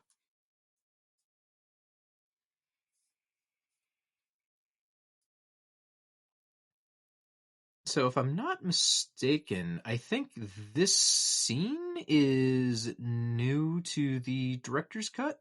Yeah. I believe so. Because I went most of my life, like from college was when I first started watching the Saw films. They were already a couple years out. We had a Halloween basement party where each night they would show a different Saw movie in order. I have been living with like the hour 45 cut until basically 2 days ago when Mike sent over the link to the director's cut. And it was very weird listening to the commentary, and they're like, is this scene? Where did this scene come from? Like Shawnee Smith even having to laugh at Tobin Bell, like, no, man, this was originally there. They just cut it out for theatrical. And Tobin Bell being like, oh, well, I didn't know that. I was on the same page. This is all new to me, folks. It all seems very silly to have this fight, considering we know the stakes of like, hey, if you fuck this up, your head's gonna explode. Like there's shotgun shells pointed right at it. And if she kills the surgeon, no one can save John. I understand why they put it back in, because it's a nice little, it's like a nice, cool scene that originally actually it's been building to this. Yeah, there is some kind of energetic release the film needed in this moment where these two characters were building to this. Yeah, and Jigsaw originally there was a scare where they split apart and Jigsaw standing there. It's the only time you see Jigsaw standing, but I don't think they even filmed that part. Because they decided like they would just keep Jigsaw in the one place. And some of this doesn't logistically work because of some other stuff they cut out where she turned off something, like the heart monitor connection, or she thinks she did, so that's why she's like walking out this far. There's a lot of things that kind of like confuse it. She's in a very intricate trap, so it's easy to work your way around it because it's connected to a heartbeat monitor. Is connected to like a sensor, like a proximity sensor. Yeah, plus you have to worry about Amanda just stabbing her too. Well, so it's a little bit awkward. I get why they put it in, just because it's a character scene. I think, even though it's a fight, it is a character scene. But I want to point out the actual original letter that she's reading there, that was left as a big mystery and kind of a cliffhanger in Saw heads' minds for years, where people would buy the DVD and like freeze frame to try and identify parts of the letter. That whole letter was released very recently. Like someone had a scan of the original letter, which blew my mind because I spent a lot of time on IMDb just hearing people talk about that. I just saw it on like Blu-ray.com this morning. Oh wow, I did totally miss that. Yeah, I'll go find the link. I'll send it to you later. It basically boils down to, like, it's a very sincere letter from Jigsaw, basically being like, you're the most important person in my world, and you're facing a lot of challenges right now, but I think we're going to get through it. You're like the light of my sky. So, like, people talked about it for years as, like, a lot of clues, like it mentions other protagonists or other apprentices and all sorts of stuff, and really, it's just a very direct letter of John being like, you're pretty neat, you're fucking up, but we're going to get through this. Tobin Bell wrote it, actually. Did he? He wrote it. He wrote it and left it, and I don't think any of them knew what it said except Shawnee when she opened it and read it for the first time while they were filming.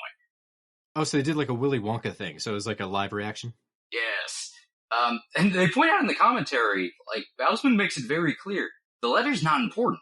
Like it's just a letter to Amanda. Like it's important to her. It has no bearing on any plot. Because we don't see it, though, it becomes such a thread. Because they didn't leave us a lot at the end of this movie. Like, how the fuck are they making a 4? We know there's going to be more because it lands on a cliffhanger. It has to be important. Well, then it cuts from that to like him pouring wax on the tape, which fascinated me at the time, which we don't learn about for like 2 fucking movies. Yeah. So I just pulled it up. Shawnee Smith actually posted the letter herself, so she's the source. Okay. So this is real. The letter reads, "My dear Amanda, the enclosed is for you. To ease the waves in the sea, you must navigate. Talk with Anthony McDonald at the branch. He will take care of all." I think he was the original lawyer for Kramer, and they switched it up between movies. So that's why it says Anthony McDonald. Do not look back, only ahead. You have arrived at the door. Walk through.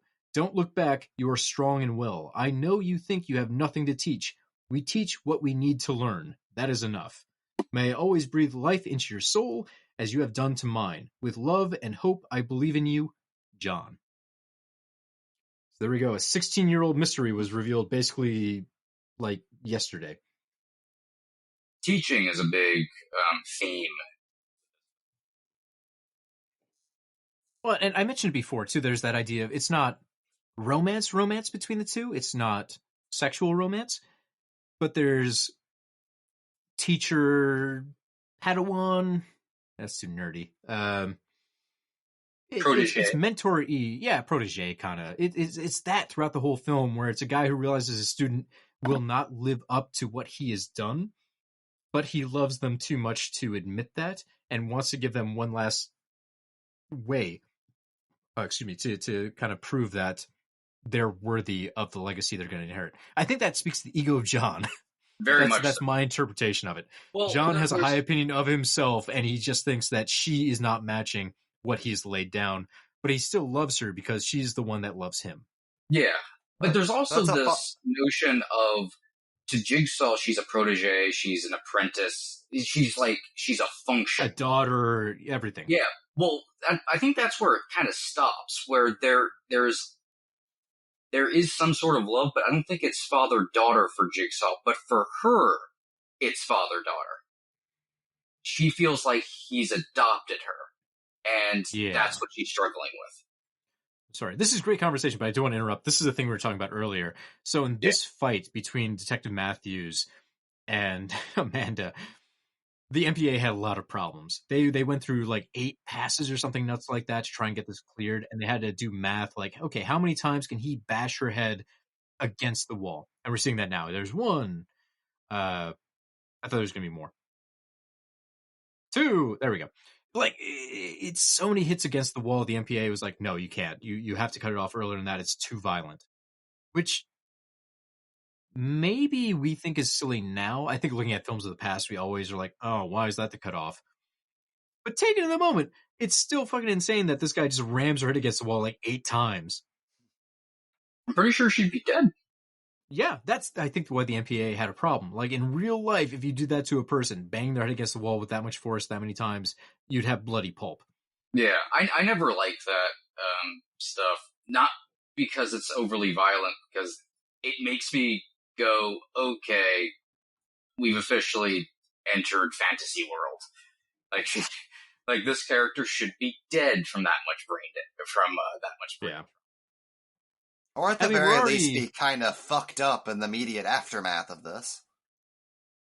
Yeah, we're already kind of trending on realms of unbelievability because Matthews, we saw at the start of the film, has turned his leg into pulp and is somehow still walking around and doing a fight until she smacks his demolished leg. Yeah, we're still going to see more of Donnie Wahlberg running around these corridors later. Yeah, well, and that's where we get into an interesting, once again, that word I keep overusing. So Bousman, you can tell, got into a very large fight over what we're about to not see. They filmed Amanda killing Matthews.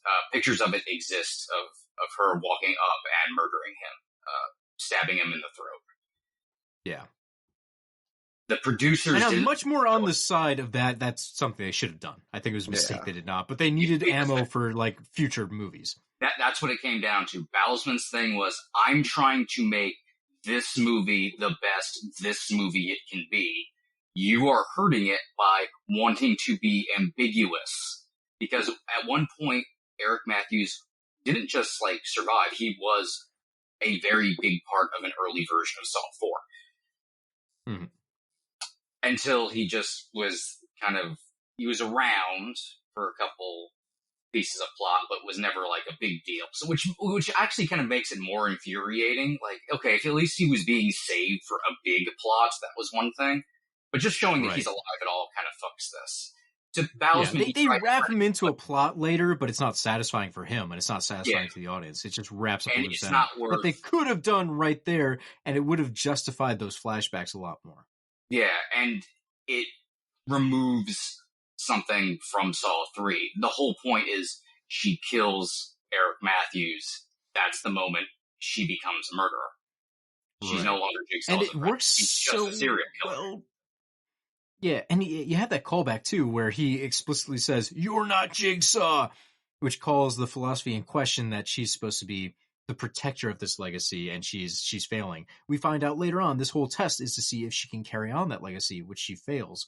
So it makes that scene even more important. It still has importance whether he lives or dies, but her not listening to him and murdering him instead would really just slam that out of the park. Yeah.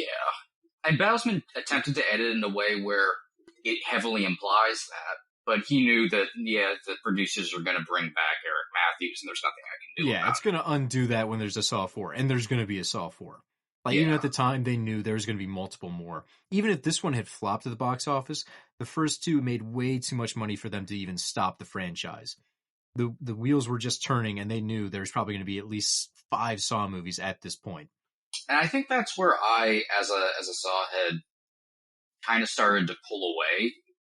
Even though I was still excited about the movies, when Matthews shows back up, I felt like we have broken something intrinsic to what we've seen. And once we break that, we're experiencing plot, but we're not experiencing Saw anymore. It's like we entered an alternate reality to things, and the thing that I knew ended in a certain way, and now we're watching this what if scenario instead. Speaking of what ifs, there's been talk for so many years now with the idea of legacy sequels that ignore some other sequels. Like the idea of there being a new Alien movie that ignores Alien 3 and Resurrection and all that. Have you ever stopped to think, like, what if the producers came back at some point and made a alternative universe Saw 4? Like, what if we erased all the other stuff we did and we brought Shawnee Smith back, like somehow rescued her from the grave? I sometimes think about that. Like it seems like there should be room for a graphic novel where they could explore that kind of world of Saw, like an ongoing series or something, if they felt the need. Or even I'm kind of surprised where it's not even been floated. Yeah, a world or just where Jigsaw and Amanda did die, but okay, what does that world look like 10 years later? Like, who follows in Jigsaw's footsteps, or what? They've attempted that. Like, Spiral really tried to lean into that idea. Like, we were inspired by this other guy. Kept going, yeah.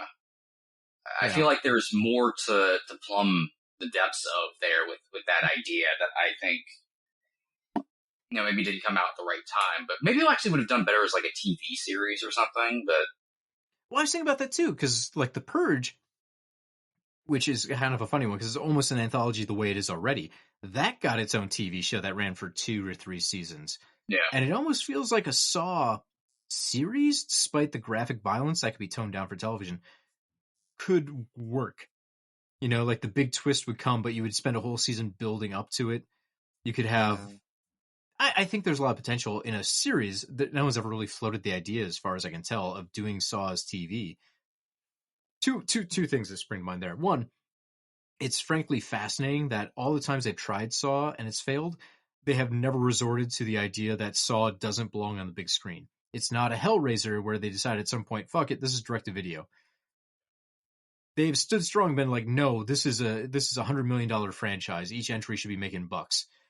These will all go to the theater and we will dominate October when they come out. I'm so impressed and fascinated by, even with the missteps, they keep coming back and saying, nope, we know what we have. We're not giving up on this. And I love that from the producers. The second point I have forgotten because I have had 2 shots of Malort and it turns out my body just wants to die. I had some further point. That I'm remembering now. The other thing I'm impressed by is the fact that the producers have never gone back on the idea that Jigsaw is dead. They've never cheated by introducing, John Kramer had a diabolical brother? They've never done any of that kind of cheap stuff. They haven't introduced the supernatural where it's the ghost of Jigsaw. They've stood firm on the idea that, hey, we made our choice. Jigsaw dies in part 3 and he's dead for goddamn, wow. The next 7 movies. Yeah, Jesus. Which I respect. Well, I mean, at least Saw 10 they've announced is takes place weeks after part 1, so it really is Saw 2. Yeah. as confusing as that is in the chronology. So he's alive and well in that one. Just We assume there's nothing that takes place in the present day. that's true. Yeah, that's true. Real We haven't quick. seen it yet. We're like a week out from Saw 10, so we're just guessing what that movie's going to do and be like. Real quick, considering this series' love of continuity porn, how likely do you think they are going to find some way to tie John's revenge plot in that movie with the plot of this? Like somehow this is that's going to end up being the story where John learns how hollow revenge is, and that sets him on the path to educate Amanda in this way or something. It That feels would make like a it's certain too amount of obvious sense. not to do.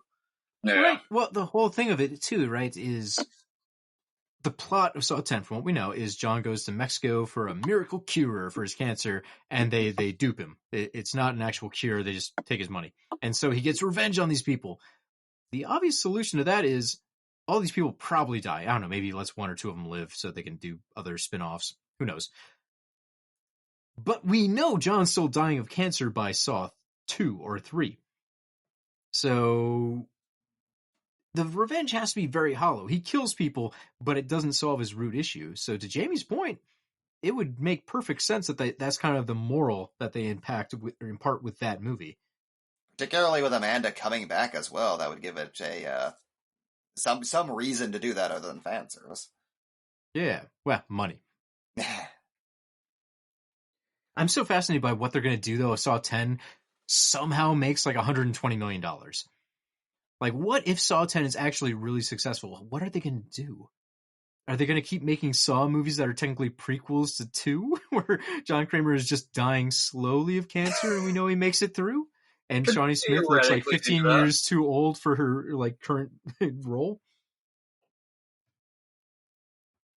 They've tried other stuff. To their credit, they've tried other stuff. They've tried to move on from Jigsaw in multiple ways, and audiences just have not turned back up. And I wonder what you're going to do, because, man, face it, Tobin Bell is amazing. He's 80-some years old. He can't keep coming back forever. Yeah. Do you reboot the series? It seems insane to say at this point, but like, do you let it lie dormant for 5 years and come back with a Saw reboot that's totally fresh and a brand new Jigsaw? You almost can't, because everyone knows the twist at a time. You know, they did pretty much do the Cult of Jigsaw, but I feel like with that 7, concept, for sure. Yeah, I feel like that concept was still never properly taken advantage of. I agree. I think there's it room basically, there if they want to get into it. Honestly, I think it all just comes down to making a Jigsaw successor who doesn't suck. Like it begins and ends with that. No, just hire a good charismatic actor to be the new Jigsaw for more than one movie. Yeah. Like, stick to it and give them time. But that's so hard because you're still pledging, like $20 million a pop. That's hard. So the Lionsgate you think would be like interested in trying it. This is a bread and butter franchise for them. It's the thing they could have done literally. Movies, though. To say it's the thing they could have only done with Carrie Elway, and they fucked that up. Yeah. So right here, God, this is the finest bit of Jigsaw acting where he smiles once the saw gets picked up and turned on. He's so happy. And I love that during the commentary track that he had, he gets asked by Shawnee Smith, like, why are you smiling there? And he kind of hesitates. And he asks some clarifying questions and talks about some other stuff before he finally gets into, like, he sees what's about to happen. He knows exactly the result and what the bloodshed it's going to end up in. And it's kind of an irony for him. Like, oh, yep. Well, this didn't work. I guess I was half right, half wrong. Like, he gave all these people chances with their traps, but no one ever really passed. Oh, surprise recorder! But also it kind of reaffirms that, like, oh, we're all shitty people deep down. Like, no one changes. So, plus the way we interpret Jigsaw is much more negative, I think, than common perception. Where he deep down loves this kind of shit. He loves causing the chaos and pain. Oh, Jigsaw is so happy this dude's daughter will probably die. That's it. Like, he gets to know, like, he announces it. You just ruined 3 lives. Bullshit, man. You've, like, that little girl who's trapped somewhere. She's probably a goner. Jeff's probably a goner. These people here just died. Lynn's dead. This is also throwing me off because I could have sworn there was a shot of Lynn's head getting blown apart, but I don't remember seeing it the last 2 times I've seen this. They were never able to rig it. They just had the aftermath. Yeah. It's like a Texas Chainsaw thing where you could have sworn you saw like someone saw it in half or something. I could have sworn for years that you actually see like her face explode, like the squibs going off. But again, the last couple of times I've watched this movie, I've not seen anything to convince me that was a real memory. You see your corpse afterwards, but that's totally different. So I would have loved to have seen the original cut of this that they screened where McFadden just Tropic Thunder cries while cradling her corpse and kissing the stump on her neck for like a solid minute. Sorry, one more McFadden story I forgot to mention earlier. When they were doing the pig slop scene, apparently he had been difficult to work with that day. So Bousman instructed them to launch a thing of pig slop into his face when he wasn't ready. So he gets hit with it. They film the scene. He gets so pissed off, he storms off set. And McFadden, they said, came back an hour later. Like, he went to his trailer, he washed up, changed clothes, and came back and finished the scene like a professional. But there was still a moment where they're like, oh, fuck, did we just scare off our lead actor? And I feel like those interactions are probably why Jeff does not have a major role in the rest of the franchise, despite being the guy who kills Jigsaw. It just reminds me of the story Bousman tells in the commentary of really not getting along at all with Dina Meyer whenever they were making Saw 2. And then getting along great with her in Saw 3 just long enough to kill off her character so they wouldn't be using her again.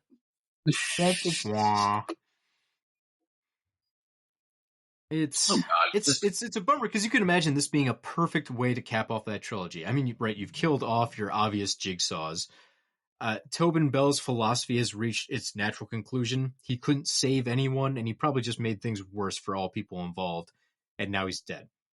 It feels like a great cap. The only problem is they've introduced one more game for Jeff to have to play. Well, like we talked about earlier, in the context of the movie, there being one more game, the game continuing, isn't really meant to be a cliffhanger. I mean, it's a cliffhanger. As far as Leigh Whannell is concerned, that's just how the series ends. Just the games go on forever, because of course Jigsaw has something planned from beyond the grave. Yeah, and it's there's an irony there, and also kind of shows, like, weirdly, Jigsaw in his death was proven wrong, but he continues on as if he's right. Which really There's stubbornness there, sure. Yeah, it really sums up the character. Because even by this point, we've seen Jigsaw be wrong many times, and he anticipates being wrong every time. That's why he plans for it. Like in 2, he knows Detective Matthews is going to fuck him up, which is why he has everything set up to stop Matthews at the end. And yet he still enacts that plan on the off chance he's wrong and Matthews does the right thing. Yeah. It's a weird Pyrrhic victory where he knows he's going to be wrong, but he just has to see, just in case. And the entire series... So I love the credit for Xavier, dead. the entire idea of this like story ending with Jigsaw dead from beyond the grave, Riley saying, "Dwight, you have to play a game." Smash to credits. That's fucking a brilliant ending. It's not necessarily a promise of anything. I mean, when you were expecting 4, then it's a promise of something. If not, it's just like, that's a perfect ribbon on top of the series. I do love the idea of permanently killing off your main iconic villain in the 3rd entry. Like, they knew these movies made huge bucks, and they still went ahead and said, well, if we don't, people are going to think we're cowards because our character's been dying of terminal cancer.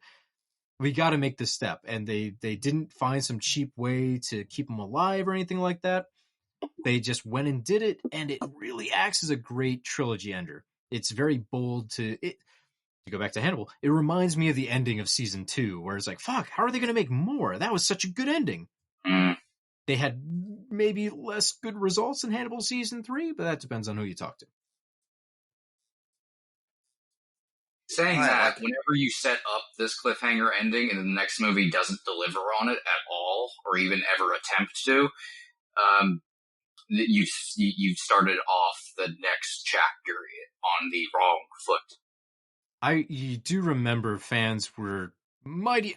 To refresh people's memories, I wasn't watching these movies in theaters. I was just reading public forum posts about them. We were all very pissed. Yeah. And that was it. That was the consensus when 4 came out. People were like, what the fuck was that?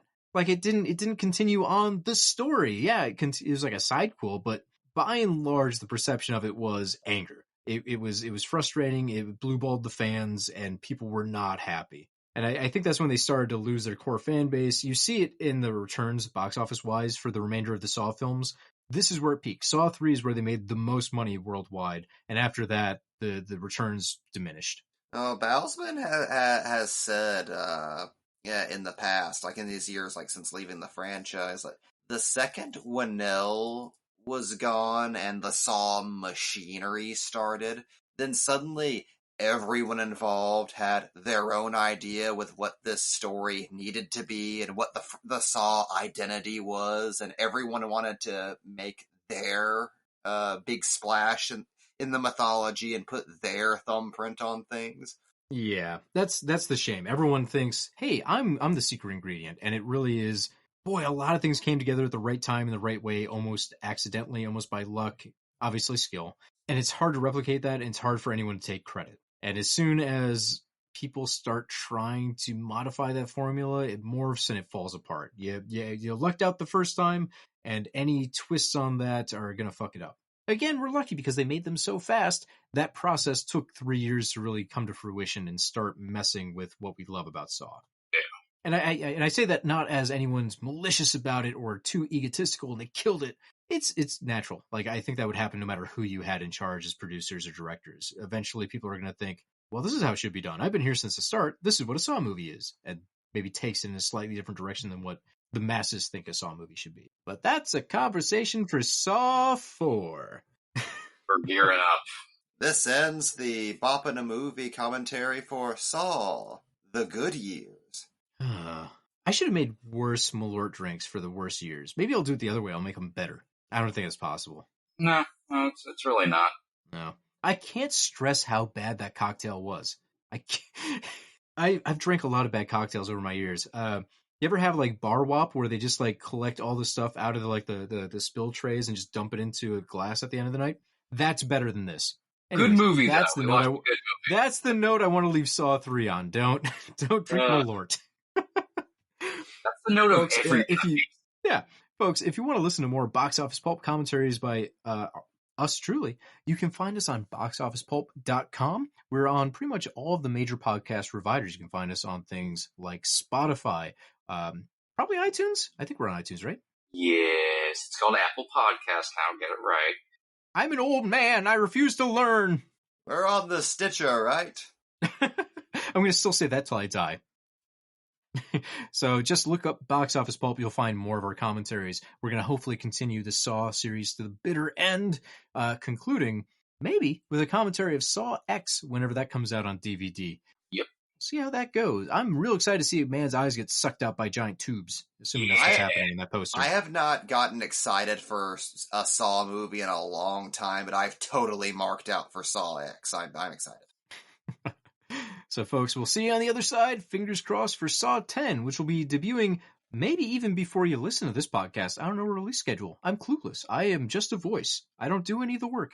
Anyways, thank you so much for listening. That's a wrap. Now get the hell out of here. You get more out of life when you go out to a movie.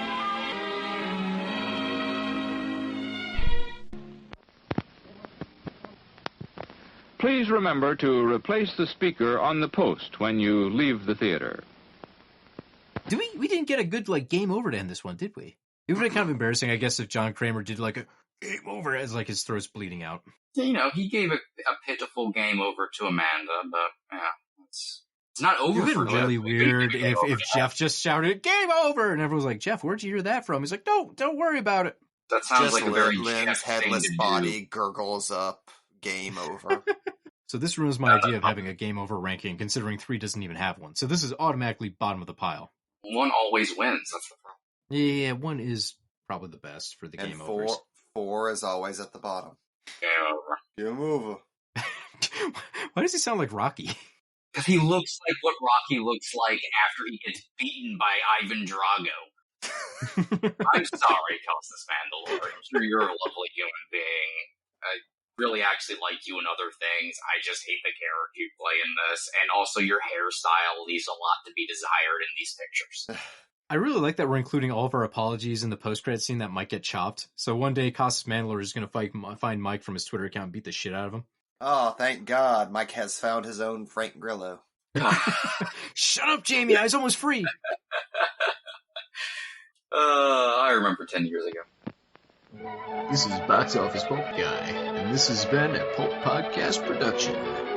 Now please, please, please, put a gun in my mouth and pull the trigger and say goodnight.